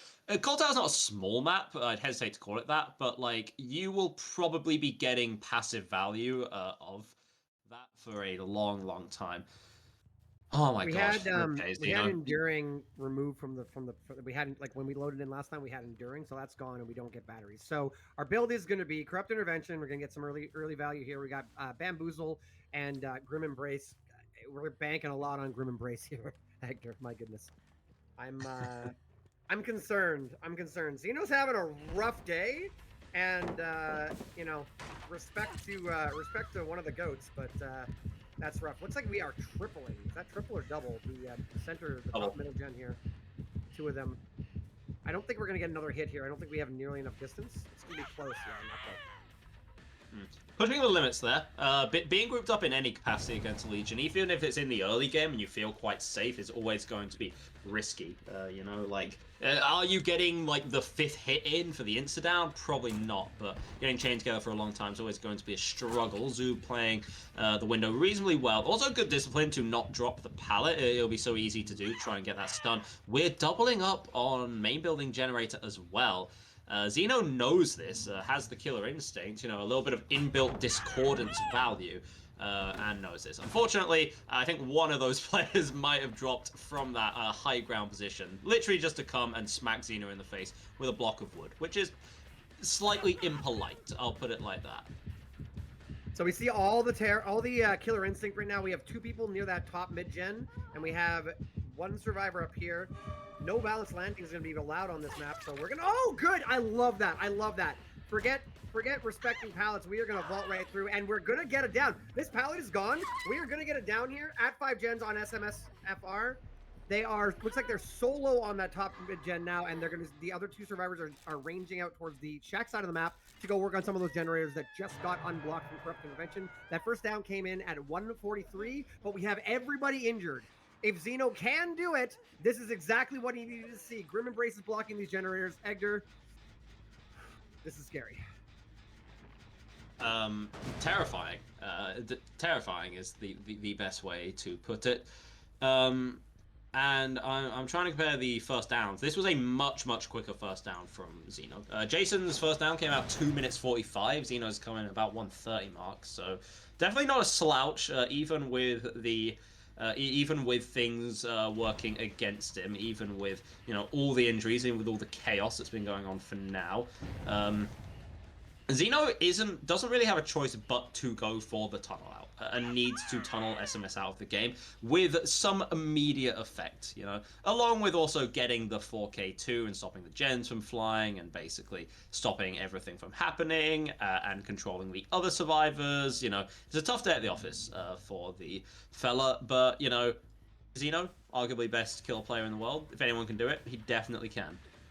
If this unhook doesn't come in right away before the struggle on SMS, then we're in good shape. If it doesn't good, that's what we need to see. There is a 4-gen, including good swing through, not quite going to happen. The 4-gen that we need to hold, if we can hold, is going to be all these top gens and that top middle gen. Survivors know it. They got a lot of pressure on this, what would be called 11 o'clock generator, and that top middle gen. Lots of zigging and zagging and back and forth, and unhook comes in on SMS. That middle gen did not pop. We have quite a bit of progress there. We got to get this tunnel immediately, and then we got to get back to that top side. If we can hold that 4-gen, this is possible. But that's the only option we have as Xeno. That generator genuinely doesn't matter as long as we can hold the other top gens, but we've made so much distance. SMS is down by Shaq. We have a God Pallet Rock on the right. We've got Shaq Pallet still up, I believe. We are in a bit of a sketchy situation. This is going to be the pallet down. We're going to need to vault it, but we don't have power up just yet, so we're going to stall out. It's going to get there, and we can go to that other pallet, that one right there. But the pre-throw, we actually are, that was huge. Is there a pallet in this gym? There is a pallet. Oh no, that's unfortunate. Oh my goodness, okay. And for Xeno, now you're just thinking about the top side of this. I don't think SMS quite gets the window, but actually doesn't have to get the window. Xeno getting psyched out, swinging for the fences a little bit. Another generator flying by. Like, you need the tunnel out, so this is fair enough. SMS doing a phenomenal job in chase right now, eventually taking down at the corner before WeJason is able to come in and do anything major. Good. But now WeJason's down. And this is a problem for Reassure. Actually, no, a problem is an understatement of the century. This is a disaster for Reassure. So, okay, that gen popped. Oh, that was, oh, it didn't quite come in on time. They took that, Xeno took that fresh hook to get Grim Embrace, but the generator up top popped. That gen is This is so done. progressive. No, they're gonna do No, it! it's over. They're It's gonna done. place They him to the won. whole bracket! They won. Yep. So close, so close. That chase by SMS, that last chase, making honestly the fake vault into Shaq, followed by the we medium vaulted out of Shaq. But if Xeno had full sent it, I think Xeno would have got that. But yeah, I mean, we might look at, again, this might be the second time today where we get a quote-unquote tie that is going to end up being a loss for Team Elysium because Xeno got a penalty. And that's just really unfortunate. Really rough day to be Xeno, where you're sitting in a situation where you've lost 2 matches due to 3 separate penalties. Very, very unfortunate for Team Elysium, and we are going to be seeing, but congratulations to Team Reassure.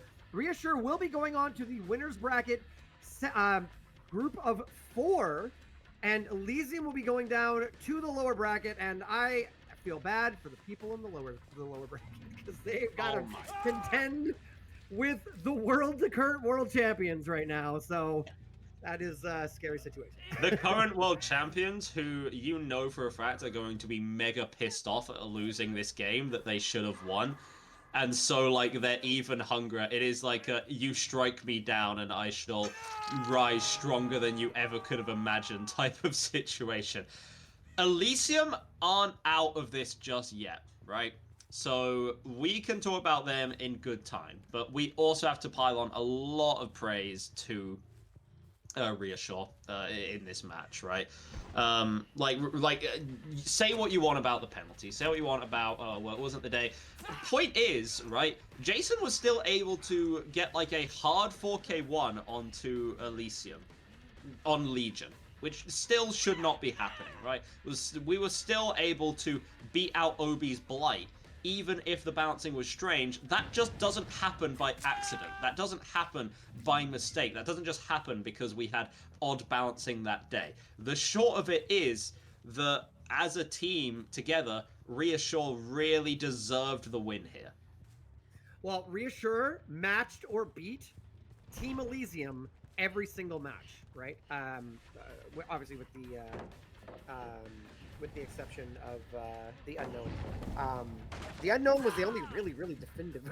The first Unknown set was the only really definitive. I'm sorry, the second Unknown set was the only really like snowball one way or the other. This was an insanely close match, and if you can say we had an insanely close match against Elysium, that's amazing. If you can say we had an insanely close match against Elysium and came out on top, that is phenomenal. So really well done by Team Reassure.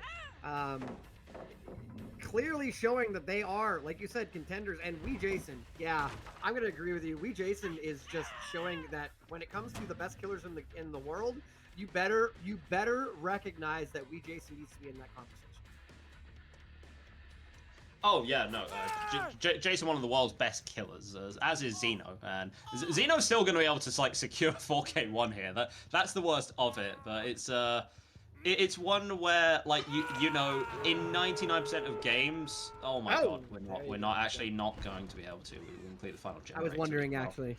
Survivor's really working overtime here. They are earning our dinner. How about that? But no, so yeah, I'm sorry. I wish I had words. I wish I had words. You know what I mean? I wish I had more pertinent things to say than we have seen one of the biggest upsets of the tournament thus far. This is a crazy thing. This is actually a decent result for a Legion on Coal Tower with 3 perks. You know, like this is not bad. This is, I mean, that's a door over there. So it looks like we're gonna get a couple people out. We're trying to get Zoob, which is our fresh hook survivor. So this is gonna end up being a 9-hook game, 9 hooks, 4 fresh. That's actually a pretty good result. Unfortunately, not close enough for Zeno. Zeno, shake it off. You're still the GOAT. Got another match next week, brother. You got another match next week. You ain't out yet, but I gotta know. You gotta know that feels bad to know that you that the penalties really cost you. Again, this was a pretty definitive win though. 4K1 versus 9 hooks. So good on we Jason for taking a solid win. Reassure wins 3-1. So you were right, by the way, Egdar. Yeah, I said 3-1. You said 3-1 right from the start. You were entirely wrong and backwards, but you were right about the score. So well done. You are a prophet. I would like to take this. I would like to take this moment to formally apologize to Elysium for losing them the game by predicting that they would win. Fun fact: you don't know where I live, and I'm glad because you owe me a kiss now. So we're gonna go ahead and move past that. I do. No, I only owed you a kiss if it was a 3-0. And the dead dog set went the way of Reassure, which it didn't. Well, anyways, I'm going to say, well, congratulations to Team Reassure. Moving on to the round of 4, Elysium is going to have a little bit of work ahead of them in the lower bracket. I am going to nod my hat to you all and say, have a great, awesome rest of your Saturday.